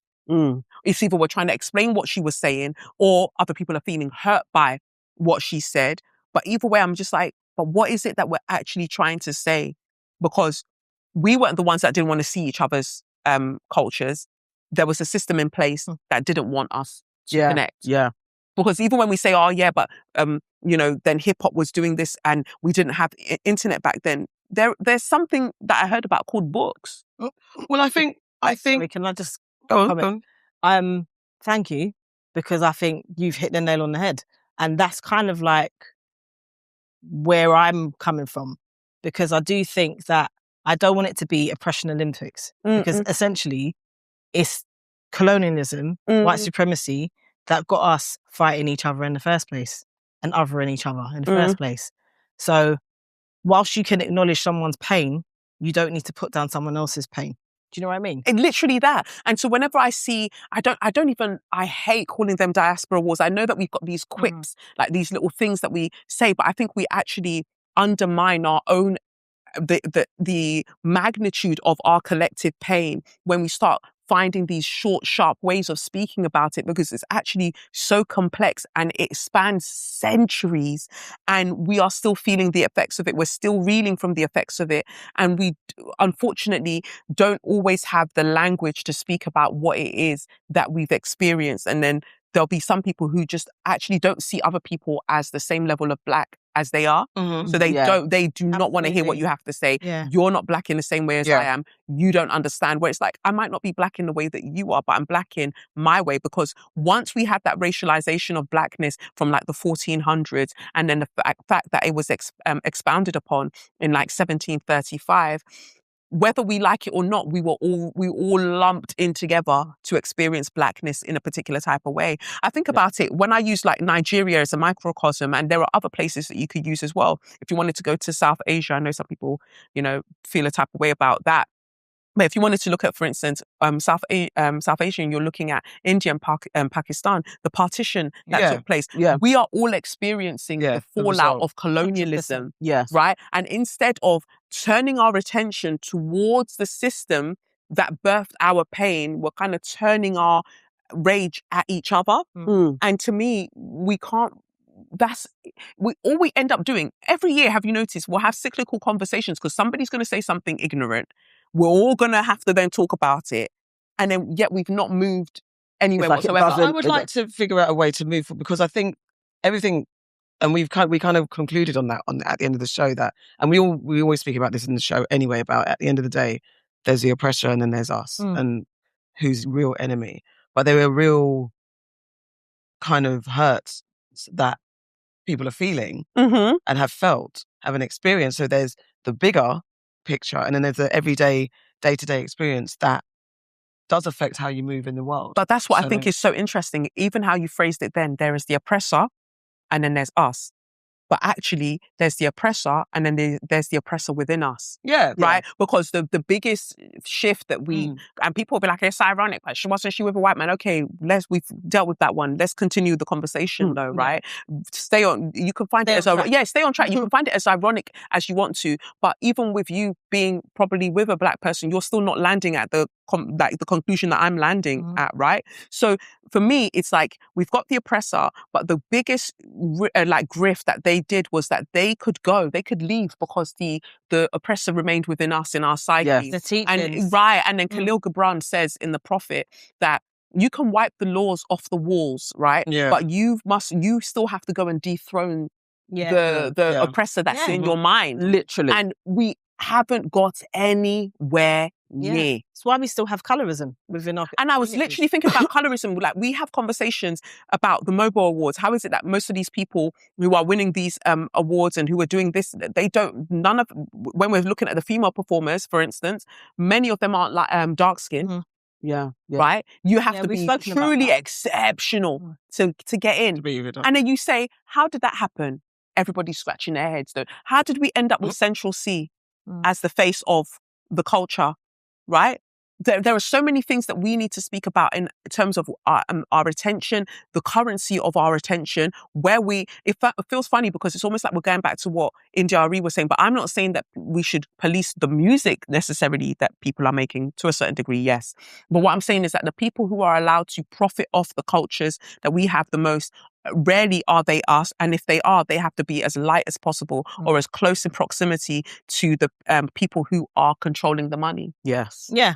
It's like acceptable to the palate. Yeah. McCoy546, because we're here, says, I think content creators are jumping on a non-issue because this is trending. Are you saying if you sat down with Gina Yashere and asked her,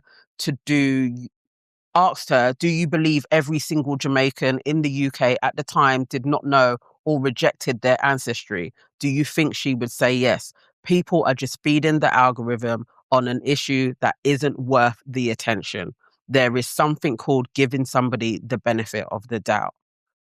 Are we wasting our time having these discussions? I think someone else also...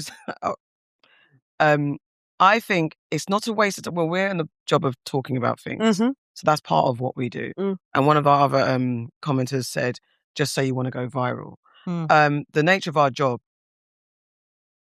on a very basic situation, to go viral, because that gets us attention and gets us more followers and more numbers and more people listening and watching what we're doing. That's a basic of being a podder.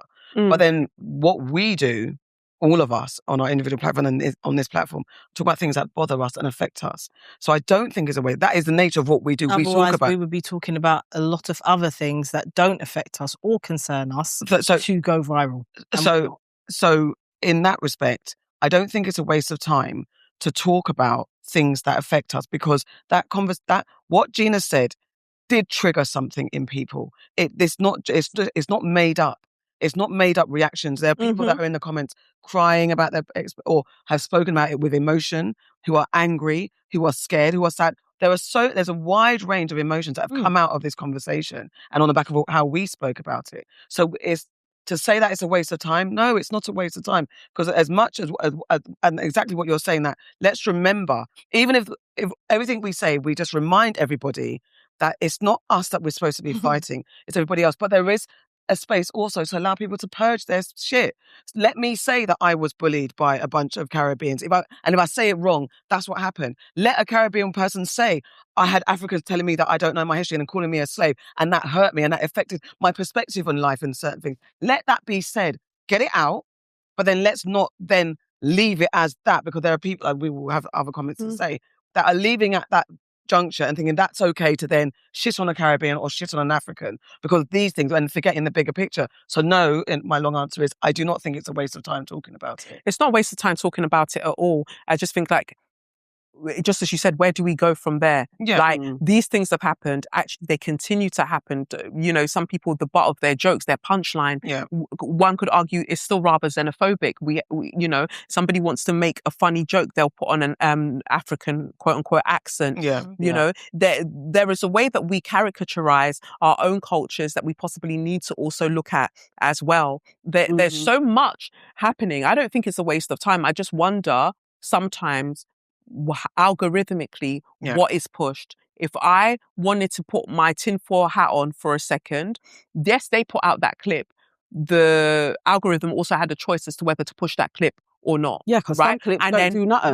But then push that clip, because then it would start this conversation amongst us all. And in that way, when we're talking about this, of course, we could talk about a myriad of things at the same time, but we are going to focus on this. It's going to ideally amplify more division. And so at every juncture, we are not challenging the state. The attention must always be redirected back to the state, right? We have to, of course, purge, of course, have conversations about this hurt and this happened. I have numerous experiences as well, but I just think to myself, I'm working through that, and I'm having to unlearn so many other things that I thought about people. The first time that one of my friends, you know, like you hear your people say, and we'll jamal, you know, the jamal people, Jamaicans, right? And then I had a friend who was like, I don't actually like that. Oh, well, I didn't think that there was a problem with it. This was when I was much younger. I was like, I didn't think there was they were like, no, don't like it. Gone. Don't say it. Gone. In that moment, wherever you think it's culturally acceptable, 100%. because you say it in your subculture, once you are told by somebody of the culture, hey, don't like that, has to go. Absolutely. Has to go. Yes. I think that is, and there was quite a few comments just being like, what I was saying in the room about Gina's experience, that actually supersedes the words that she used. Just empathetically, if somebody says something, like as you said about the slave, somebody calling you a slave, if we were like, yeah, but people would say that, or yeah, and I had this, that is not being empathetic. I think that goes a long way to hearing somebody's hurt and actually being like, you know what, you were hurt there. Just extending an arm and just being like, look, as a sister, as another human, you were hurt. That's when I was like, that's what I don't get too much from white people. There's always but how it was said. Yeah. And sometimes it's just like that. I disagree with your interpretation of that, because even you saying that's how white people would say, but I don't like how it was said. It wasn't a matter of me not liking how it was said. It's a matter of me what she said. The fact that she said about us not knowing our roots, that's hurtful. That's like, you see, like the Jamo thing. That's hurtful. And that's what I was trying to explain. Like, she's got her experience, and no one, and I said this at the time, no one should diminish her experience. But you don't have to hurt someone else to show or explain your hurt, right? At least let me. No, I get you. Go. And by saying, like, that is a proper trigger point for me personally.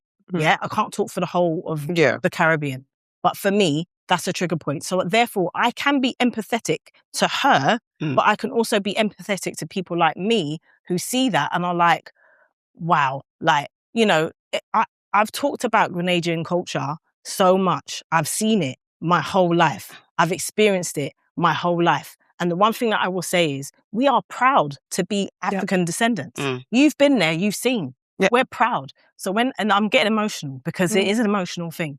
So when people say stuff, and I don't even want to make it, it's not about me. But when people say things like that, I do feel like it diminishes our experience too.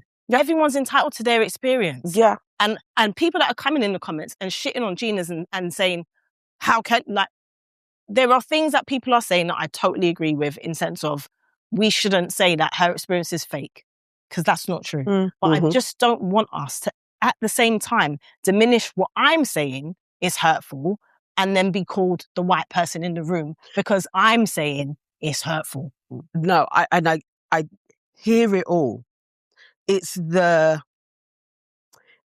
words that she said and then the story that she delivered that I'm trying to say they are two separate things.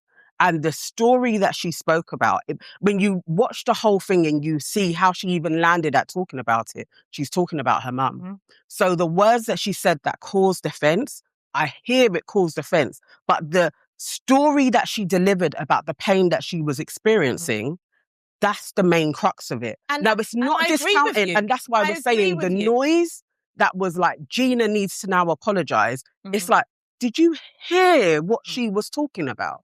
This is huge. There are people re-traumatized just hearing her. Literally, like, I was bullied for 10 years. Like, it's like, there's a lot of emotion in there. And that isn't I'm not discounting. I'm just like, sometimes you can feel a trigger at what somebody has said, but what they are talking about is so huge. It's like, sit with what's going on and extend a hand. It's not the time to knock this chick down. No, That's the difference. But do you acknowledge that there are equally people who have been separated and othered and bullied and name called who had that thrown at them? You have to understand what I'm trying to say. Of course. So if that person was saying the same story, I would that's my point. It's the story of it. That are triggered by it. That's what not all of them, because some of them are dickheads, right? But those people that, like, I'll use me. I'm triggered by it because of things that have come my way. And I'm allowed to be triggered by it. But I'm also allowed to acknowledge and say that what happened to her was wrong. And she's allowed to talk about it. And she's allowed to have emotions because that is her experience. Yes. But I think that ultimately what we see here is just literally that in action, that we all know each other's trigger points. Yeah. We all know each other's wound, and you know how to go and press on it should you need to. Right. And that's literally what we find that's what was being expressed essentially. Like, I know that this group of people's wound is how they were taken away. Right. And having to put things back together and amalgamate their ancestry in a particular way that this system tried to mess with. And then at this point, well, the same system said, we like them more than you because you're just like, you're from the continent directly. Yuck, yuck, yuck. You know, so that whole idea of divide and conquer. So everybody knew everybody else's wound, that the quote unquote master doesn't like you because yuck. And so you'll get words like African boo-boo, you'll get this, you'll get that. And then the master also doesn't like you, and it wants to remind you that actually we've obfuscated where your ancestry and your lineage, we've interrupted it in various ways, and you've had to have this resilience to put it back together. So now everybody's looking at everyone else's wound again. They're not going, this system that caused this is the issue. Yeah. It's like, I'm going to poke at your wound because you've poked at mine, not to undermine it or to make it diminutive. It's quite literally to say that is the dynamic that's taking place.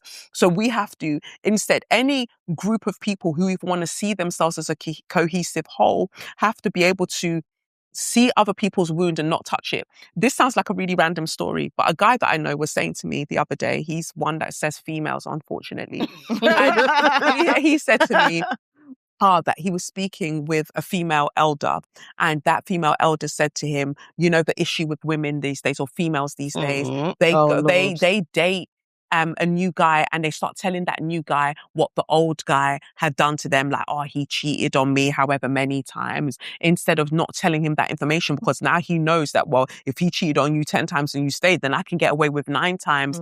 And he was sharing this conversation so proudly, like, wow, look at the wisdom that I received from this female elder. And he was like, yeah, females make that mistake by sharing this information with a new guy instead of not, because then now he knows what he can get away with. And I said, without disrespecting the female elder that he's talking about, because obviously she means something to you, but that's a bird brain thing to say as far as I'm concerned. But I can't tell you that this female elder is a bird, right? So I've got to find a way to say to you, but wouldn't it be nice if we lived in a world where I could show you what hurts, where I'm hurting, where my wound is, and trust that you will not go and hurt me directly there. Yes. And it's, I didn't quite think about it like that. And that's how I think about us. Like, if I know that this person's wound is this, I would be a real fucking idiot to go, this is exactly where I'm going to poke and prod, you know? And I think that we find that sometimes that happens. And this,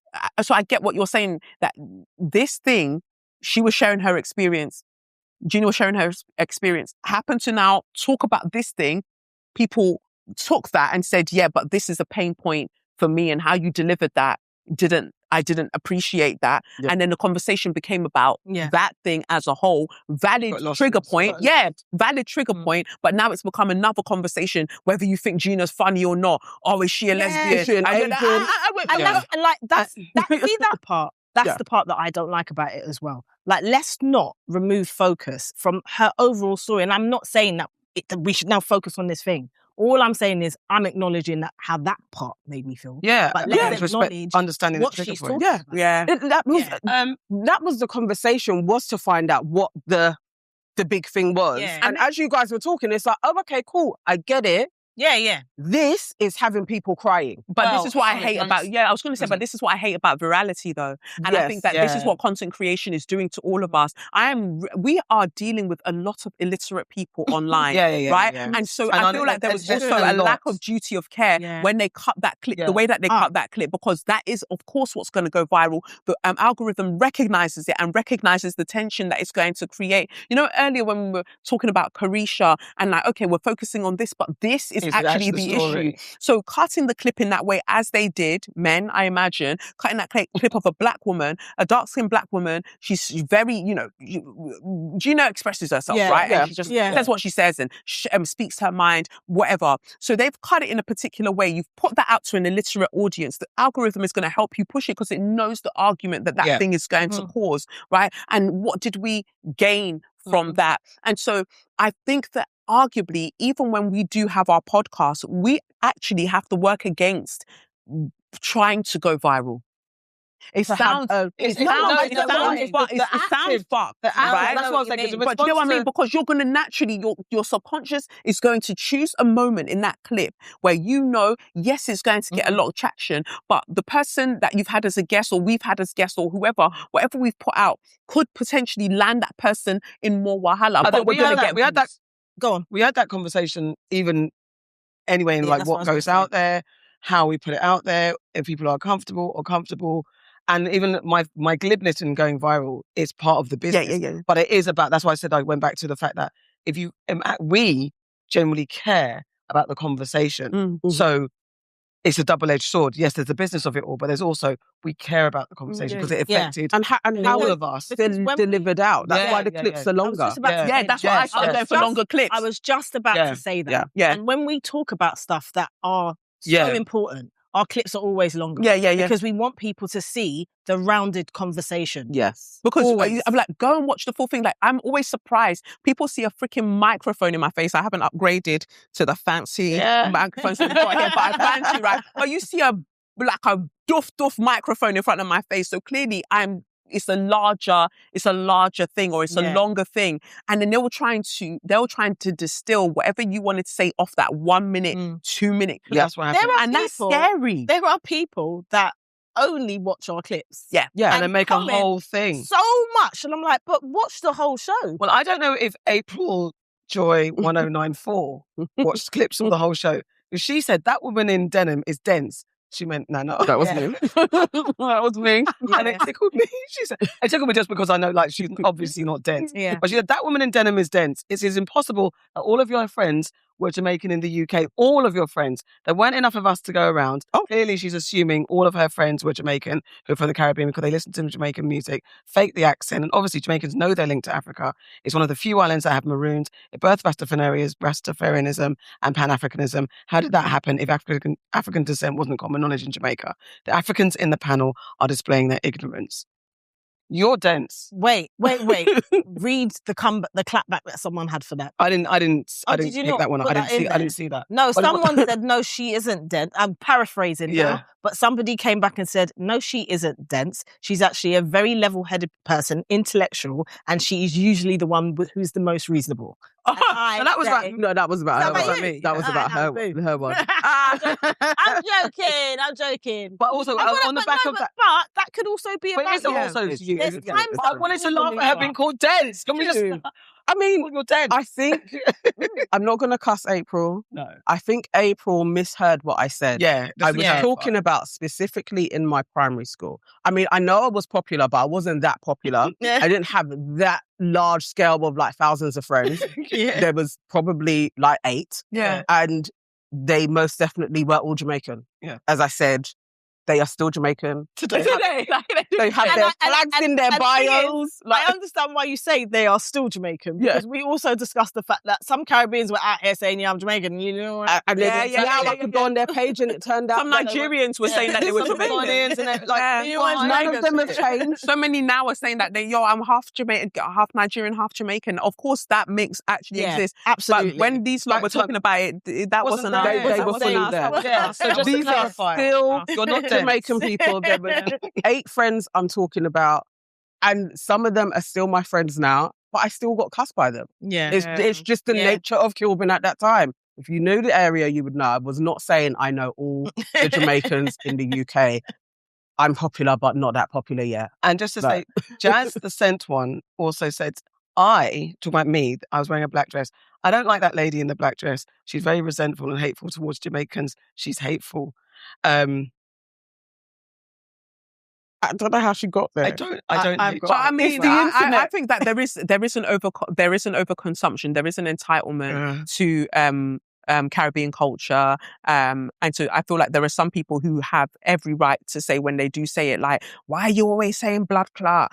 Aren't you Nigerian from the amount of words that you use, Kelechi? And I'm like, you know what?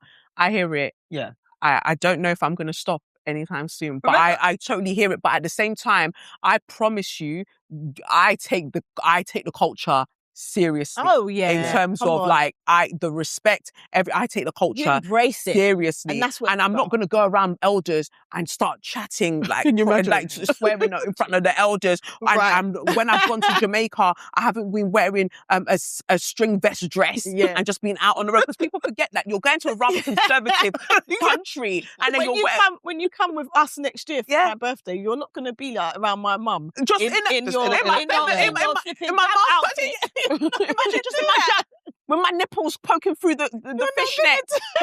Do you get what I mean? Like, there is a certain level, like, I take it seriously, and the reason I take it seriously is because in terms of anthropology and sociology, however like whitewashed they might be, I'm actually trying to reconnect the dots with who we are as people. Exactly. What proportion of people, like which ethnic group in terms of the Igbos went to this region. You'll find that when people do their ancestry test, there's a lot of Igbos in this particular area, and there's a lot of Yoruba people in this particular area. And the Togolese, I'm very interested in where did we go, and how do we bring us back together? It's so important to talk about our traditions and what we call things. Like, look, I always say this, we were walking in Brixton and we passed an African shop, and they had it in the window or somewhere. It was like they had, we would say faring, and it was like, Farina, innit? And I was like, oh my god, that's so mad. I was like, there's faring, because words evolve over time. Different cultures coming together to try and keep hold of this thing that they had back home. And I just and how we eat. how we eat. It's But so even similar. Brazil, Yes. even in Brazil, You like know? 40 times, was it 40 times the number of enslaved Africans were taken to Brazil Exactly. Yeah. in comparison biggest- to America and the Yeah. Caribbean, Yeah. the Caribbean, 40 times more. Yeah. And then when we biggest- look at what happens in terms of the favela and the Yeah. favelas and everything there, and the number of like the disproportionate killings that they are Exactly. experiencing, like Brazilians enter the chat. And then we've Exactly. got a whole, we've got a whole whole nother other thing. thing that's happening. a whole nother But thing. even just thinking about how when we were growing up, the image of Brazil, I was it was surprised surprised. for good to know that there were Literally. black folks there. Yeah. For good- Literally. and they had that, like, Because you they- guys don't know. Yeah, but there was innit? a governmental Yeah. initiative where they Exactly. went to bring Polish women over to Brazil Yeah. in order to make But- sure that the black race didn't But no, but overpopulate. Is that not what they did in is it Argentina? Yeah. Mhm. Yeah. And they, Yeah, ma- and then when they the managed to Nazis succeed when they quite well in fled Argentina. and when they Like, fled literally Germany. whitewashed it. Yeah. Yeah. Sao Paulo, people are like, that's racist as hell, just so Yeah. you know, like that's why it was. So Mhm. that I get so excited when we look at that. But just this exactly what you were saying about foreign and everything. Etymology, in terms of the study of language and how it evolved yeah. is one of the most interesting ways of us reconnecting with each other. Exactly. I love when, unu, Yeah. but we'll say una. Uh-huh. Yeah. Like all of our words, when we look at it, They're Like so pidgin and patois, connected. we talk about it all They're the time. so similar. Like there are words within the culture, within our cultures Mhm. that are similar. It's just evolved because if you think about the enslavement of people, yeah. Mhm. that's a lot of different cultures Yeah. coming together Mhm. and having to learn. Yeah, trying to How to communicate. communicate. Exactly. Yeah. So there are going to be words that are so similar. Mm. Yeah, But I find it similarly, that's fascinating. going to be us over here. Yeah. So But that's what I I think. am going to use words that I hear you Exactly, say Nana. because we are blending. Exactly. And that's we why are we're seeing giving it. And so something. when As I'm long just as we're having Exactly. when I'm saying a normal sentence, to me, it's a normal sentence in Yes. that way because of where I've grown up Yes. and the time that I grew up as well. I'm going to be like 40 in a couple of months or whatever. Mm. I grew up in a specific Mhm. time where all of us were kind of like at that Yeah. point Mhm. mixing and melding. Yes. So I will say a sentence and it will have probably quite a bit of patois in there or Yes. iterations of it, Yeah. right? The anglicized version will have quite a few iterations of it in there, but that's because of where I've grown up. But if you are paying any lick of an attention, you will know exactly the time that I grew up in Yes. or the era that I've grown up in because of the colloquialisms that I use. Like the slang terms Precisely. that- you will And be able who we to are around. Exactly. And exactly. My niece now, wallahi. I was the- literally the- I was just going to say I was that. just- My it's daughter, just crazy. that's my nieces, that's how they talk. Yeah. So it's It's like like- East African, West African, Yeah. Caribbean blending pot Yeah. of language. Yeah. Yeah. And I think, because, I mean, again, some of the comments, did you have a comment that you wanted to make? I did. I'm trying to look for the actual Okay. person, but go. All right. It's also talking about, there are some comments that are talking about, well, there were Africans who were told not to play with. I think oh God, I wish I could find it. I've lost it. But someone actually said, yeah, this is why I don't fuck with African, because they were told not to play with us and they looked down on us. And there was some conversation that it's not spoken about enough, Mhm. the African prejudice towards Caribbean. Absolutely. Because in my world, my mum said something. She said she didn't like Nigerians. She didn't like did she say Caribbeans or Jamaicans? I think she would have said Jamaicans at the time, because that's what she had inbuilt in her. However, my Jamaican friends were always welcome in the yard. Mm. And she was always nice to everybody. She never did that to anyone, and anyone could come in my house. So, and she's evolved from that kind of thinking as well. But there was a kind of separation. And so can we explore on... But that's the trope. That's, again, that comes down to the psychology of white supremacist heteropatriarchy and the functionality or the tools required by colonialists and enslavers in order to divide and conquer. You've always got to have a model minority. Yes. So a model minority will usually be N-word? Yes. Fields. N-word. You always have to have the ones that you go, but look at how well behaved they are. Look how well they're Tom's doing not in running. school. Yeah, it's not you. You came over with Windrush and you were doing all of this. Yeah. And then, the East Asians, they got to be the model minority Yes, as well as the South Asians in America, as well as in the US, right? And the sad thing is people buying into the lie that they've been told that you're special, you're exceptional in comparison to those other people over there. Yeah. Just So to then throw you in, can't take it seriously. Just throwing Garnet Jones /J3X said it wasn't the white man who put us on the boat, it was you who sold us. I don't know why Jamaica's having this conversation with you. That coupled with the disconnect where there's a belief that we sold you and you think you lot think you're too nice. You think you're better than us.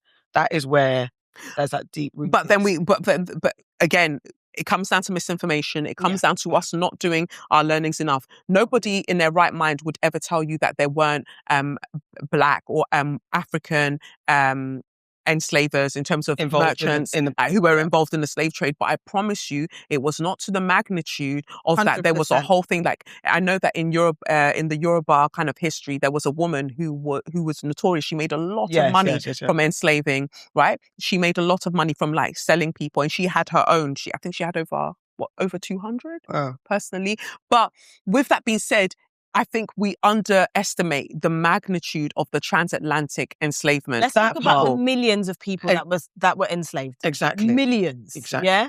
And we're talking about, there was a point where the Oba, I want to believe it was the Oba of Benin, as in modern day Edo State, wrote to, I want to say it's the Portuguese, and he said, and the British, in fact, and I think it was the British, he was just like, stop coming here and taking our people. There was a point where, unfortunately, yes, there was the trading of people, right? That was happening. But then it got to a point where they said, the Oba specifically said, you're taking the piss. Stop coming here because you're taking too many people. And the British were like, well, fuck you, we're going to keep coming. Is that the one that they then enslaved and took? Who is it that... some of them they enslaved. They enslaved after... I remember reading about, there was someone from Benin who was opposing all of this, and then they basically stole his kingdom and enslaved him. And I cannot remember if it was Haiti or somewhere, maybe it was Haiti, that they'll banish you. They banished you. When it was the British, they then did a punitive expedition, is what they called it, because after they were told, stop doing that, they sent another ship through. Yeah. They came through. And so what the Oba did, I want to say it was a Benin, but it might have been of a... no, it wouldn't have been the Oba of Benin, because my bad. So it would have been of the some kind of Yoruba kingdom. I'm messing it up. But either way, when they came back, he killed all of the soldiers and hung their skulls across the entry point. And he was just like, I've said to you, do not come here again. And so what then the British did was they sent it was Benin, because then they sent a punitive expedition. After he did that, they sent a punitive expedition. They sent thousands of soldiers to kill everybody and to take the Benin bronzes. So I'm correct. So to take the Benin that's bronzes. Yes, that's exactly how they managed to get it. So when you are saying, oh, well, you were the ones who sold us, I am in no way saying that people were not sold and they weren't sold in their droves, right? People rather than masses and institutions. And also, I need you to explain to me the kind of, because everyone loves to talk about judge, you lot bang judge. I want you to tell me the level of metaphysical practice, of alchemic practice that will help you to ward off gunpowder. They came with guns, right? Even if I didn't want to, I'm understanding that this industry is beyond me now, and those motherfuckers have guns. What we say today, if you think about it, let's take what's going on in Libya at this moment in time. Right. There are Africans making their way, trying to get to Europe, and they're getting placed into slavery. Are we now going to see any Libyan and be like, you sold us? It's not everybody that's involved in it. No, it's not. There is nefarious practices, and people are around it trying to not get taken as well. If a kingdom gets wiped out, you think the next kingdom next door isn't thinking they're going to take all of us? Like, just think about it now. If somebody gets invaded, we're not all being like, we're seeing people being invaded right now. Exactly. Let's look at South Lebanon and what's happened over there. Yes, there are people that are corrupt. We're not disputing that, But Israel have been bombing the clock out of South Lebanon, to the point where now they are like, have it, because they want to save the rest of it. Have it, take it. It's cool. So what do you want to do? And I really want us to understand that they had gunpowder. They had guns. They were bringing a knife to a gunfight for no reason. And we were literally, we're bringing all of the things. We're bringing the thing that we've got. Cannons. We've got machetes. We've got all of these things. We've got all of, not to downplay us in any way, but we had incredible warriors. But your warriors are only as incredible as those freaking bullets. Right? And so just as you said, like, then the people who are in charge of these kingdoms have to go, I have to save my people. So we're going to have to work out a little something here. But even then, they were just like, we don't give a fuck about what you want to work out with us. We've actually got loads of things now, and we're recruiting all of our people, and we're taking all of these people who are criminals and bringing them over to come and help us. And also, we're taking your shit. As well. This is it. I don't care what you say. We're taking your So when you sold us, yes, some people did, and I'm not. And actually, some people are actually evil. So they were. And there's also that humanity. There's always going to be a greedy motherfucker of the world. Even I remember when I went to is it not? I didn't go to Elmina Castle. Which one did I go to in Accra? Cape Coast. Was it that in Accra? Yeah. It's Elmina. Elmina is closer to Accra than Cape Coast is. So you but I was still in town essentially. It's gone right out of my head. People will flog me. No, Elmina was further. I can't remember because we did it in the same day. I can't remember which one. But the one I did basically was very close, right? And it was just one of the smaller ports that they would use. The reason I say that is because there was a family who then had, mixed with the soldiers and over time. And so it was a mixed race family. And when slavery was now banned, they dug a tunnel. They created a tunnel under their fort so they could still keep sending people. Right? And so that's a fact. That's a truth. We can't deny that. But in the grand scheme of what was happening further down, Elmina, further down, still crazy things. Nobody's saying that it didn't happen, but as you can say, not in the magnitude. No. And it wasn't a system. No. And again, it's like, look, how do you survive? Realistically, as human beings, we can't even do it today. People won't vote. People won't march because they're fear. People won't speak about certain things because they're scared of their livelihood being taken away. So imagine being really faced with a bunch of soldiers that are coming to kill you and say, if you don't do this, we're going to do this. And yes, greed takes over. But just wanted to bring it back to you because I think I didn't mean to turn it away from just some of the African prejudice towards Caribbeans and where that conversation maybe needs to be amplified or figured out. I think I was trying to say that last week. It wasn't just you as well. No, but I'm here. I think I was trying to say that last week, but not by dismissing everything that was happening to African people either. I think it's nuanced. And it's exactly that. It's exactly that. Like, I wish sometimes we just had better conversations. And it's that thing that you said, and I really like it when you said, let me show you my wound and you don't poke at it. You can show me your wound and I won't poke at it. Right. But we have to listen because I think there's an element of, I do understand that there was a looking down, and I think Nano explained it as well in the episode when he said that you're getting feedback, you're getting news reports, you're getting newspapers, you're getting this, and it might be, because remember that there was a whole time in the 80s and 90s, the yardies, and where even I had Jamaican friends like, I'm not a yard, distancing themselves from that, or embracing it, saying, that's my response. So do you know what I'm saying? Like, So like, there was some headline news or headline stereotype and brainwash that affected that generation of Africans. Like, what the hell is going on affected us all. We think we're too nice. We think we're too nice. And that pride could be misinterpreted as well. It's ignorance, because look at Kemi Badenoch. When she became leader of the Conservative Party, you had Nigerians going,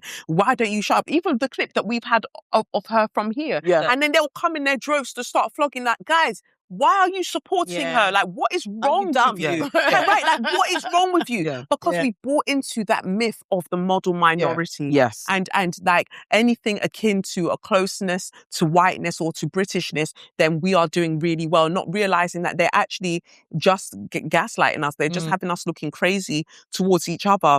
So the model minority trope is how they get a lot of people. You perform for the master.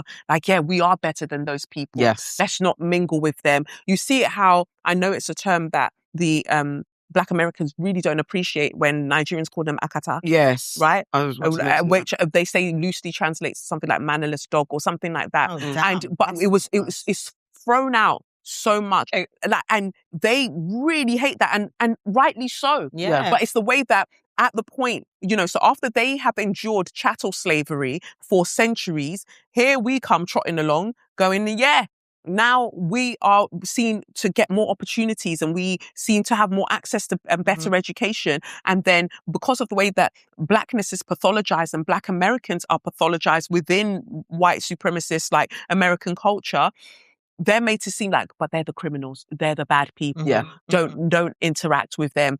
You are a Black African, you're better than them. You keep doing what you're doing. Yeah. Like we are mirrors to each other. That's what I mean. That's the part that I think isn't necessarily understood. Like, the white supremacist is out here telling both parties, Yeah. Different. better. Yeah. That's what's happening. Yes. So Africans are being told you're better than them because they don't know their Yeah. culture. They're not educated. Yeah. There's no fathers in their families. Yeah. You know, all of that stuff. And then we're being told you don't want to be like them. Yeah. Their continent is disgusting. Yeah. They're poor and they sold you. They're uncivilized. And they sold you. Yeah. That is the part that I think people are missing in all of this. And then we come, it's like, and then I don't even want to use the term of what the whispers are because that's xenophobic. But, you know, we then come together and we have to say, hey, look at what they told me about you. And look at what they told me about you. And we go, yeah, that's crazy. All lies. Yes. And then when you have it's all lies. Yeah. That's all lies. For that conversation to take place, but there are so many people that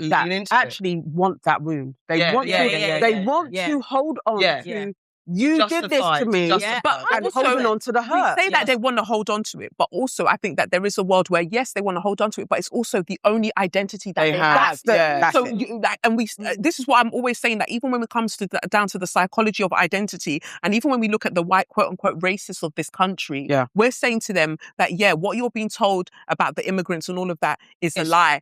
So then they're like, well, if that's a lie, then why is my life like this? Because you're telling me that I've got white privilege, but I'm poor as fuck. So why is my life like this? Yes. And then you've got to go, hey, by the way, it's because your government doesn't actually like you, and this feudal system that you've got with this monarchy. And then the battle to overcome it is so big, it's easier just to go that way. Yeah. You said, don't look at what I'm doing. I'm stuffing my pockets. And so the monarchy's been stealing from you for centuries and took all of your land, all of your farmland, and then sold it back to you, and you have to pay them for the land that was initially yours anyway. And then they colonized Wales, colonized Ireland, colonized Scotland. Like, they fucked you. And then they told you it was everybody else that was fucking you. But when you do that, their whole world has to fall apart. The way that they knew the world has to completely fall apart. That's the biggest thing. And I get it. It's huge, but it's the truth. And then when you're talking to somebody being like, you know what the truth of it is, and they're like, no, you're the liar. But I don't know how we can communicate. I think we how do we get to that's why that conversation? But that's why when people say you're wasting your time, you just want to go viral, blah, blah, blah. If you, for all of us who have platforms, if you believe in the topic, believe in the subject matter, and you genuinely care, which we all do, don't do this for fun. The comments are, we're making jokes and bants of some of the comments because you need to have some light relief, because otherwise I will cry. I will get, and because sometimes what I've read in some of the comments, it's like, people just saying the point blank, and it's like, are you dumb? Like, generally, you got the cheek to call my sis dense. Listen, it's like, are you so somebody said in the comments that Farah is so pressed that I obviously don't like Jamaicans, and Grenadians don't like Jamaicans, because why am I so offended to be thought of as a Jamaican? No, love. I just want people to understand that we are not a monolith. I also want people to understand that the same way that we have to look at Africa as a continent and get that an experience of a Nigerian is not necessarily the same experience of a Ghanaian. The experience of a Grenadian is not the same experience of a Jamaican. And both of our cultures should be celebrated and recognised. That is all I mean when we get put into one category like BAME. And also there's something about healthy tribalism. I don't know if I can even explain myself, so I'll just maybe leave it just there. But healthy tribalism, human beings are competitive. It's a banter. But let that banter level be a banter level and understand the truth afterwards. Because there could be a little bit, because I am better than the Nigerian. My jollof is better than and we've been having that. But without it being, we've got to the point now where we, as a community, understand that. It's like when my brethren will say to me, "Shut up, small line," and I'll be like, "All you lot have got is landmass." That's our joke. That's the banter. But you have to have a certain level of intelligence to be able to engage with this. And I keep coming back to the fact that we can talk about all of the pandemics that we are dealing with, but I think one of our biggest ones is mental health. and illiteracy. A lot of It's people's important. attention spans are in the gutter, and that's what's being orchestrated by the apps that we engage with, why they do reels, why they do this short form content, because you will put something in the captions, you will put something 30 seconds into a video and people have already commented letting you know that they didn't watch up to 30 seconds of that video. So people, illiteracy is rife. Anti-intellectualism is rife. People want the things that it's like bubblegum. They just want to go for it. They don't want to learn anything. So you're not really going to win those people over and they're going to write what they're going to write. But going back to what you said about, okay, so what do we do because we're giving these people the facts? Research has shown that people don't actually change their views based on what you tell them. Okay. They don't. You can because it's they've world built. They built a world on the thought that they have. So they will look for confirmation bias. Because if you take that away from them, you quite literally ruin their entire life. So the only way that the change actually comes based on the research is that it has to be an emotional response. There has to be something that they connect with on an emotional level that changes something. So unfortunately, that's actually through interaction. I was just about to say, that is why people can look at people who are being abused, countries that are being bombed, and like just basically be desensitized to it until it's on their doorstep. Until it's on their doorstep. It's just so sad. It is. Honestly, what we need to do is get Tommy Robinson in. No, it doesn't. Yes. What did you say? What did you say? What did you say? I said, so what we need to do is get Tommy Robinson in. Oh, imagine. No. Imagine. No, I couldn't because there's some people we will speak to people, but the dumbness that would come out of his mouth. Yeah, I can't with a puppet like that. That's it. I'm not even speaking to the actual dog. Like, let me speak to take it to your leader. Like, let me see the actual guy who's fun someone like this. Like, let me speak to them. But them motherfuckers are dangerous. Not a cracker. It is heartbreaking. And we're going to always have these conversations and we're always going to tackle the difficult conversations that affect who we care. But then also, what are we doing with our children? So that's, for me, that's what it is. Like, how are the young people learning and picking up the information? Like, for my son, anyway, I try to expose him to the various cultures that I have around me and the conversations. And he will not hear me talk in a xenophobic way about anybody, about anything. You know, he has not heard it. Yeah. Right? And it's so important for me because to him, it's then just not normal to hear somebody talk crazy about another That's the best thing. That's bring people up all the time and she hears something because it's like, that's not right. Yeah. You have to make the children think that's not normal. That's not normal behavior to be hateful. Said it to teachers before. And they're like, okay, we'll move on. What you're saying is not right. That's raise them that 100% the nail on the head, because if we can't change adults who've set their minds, it's the children.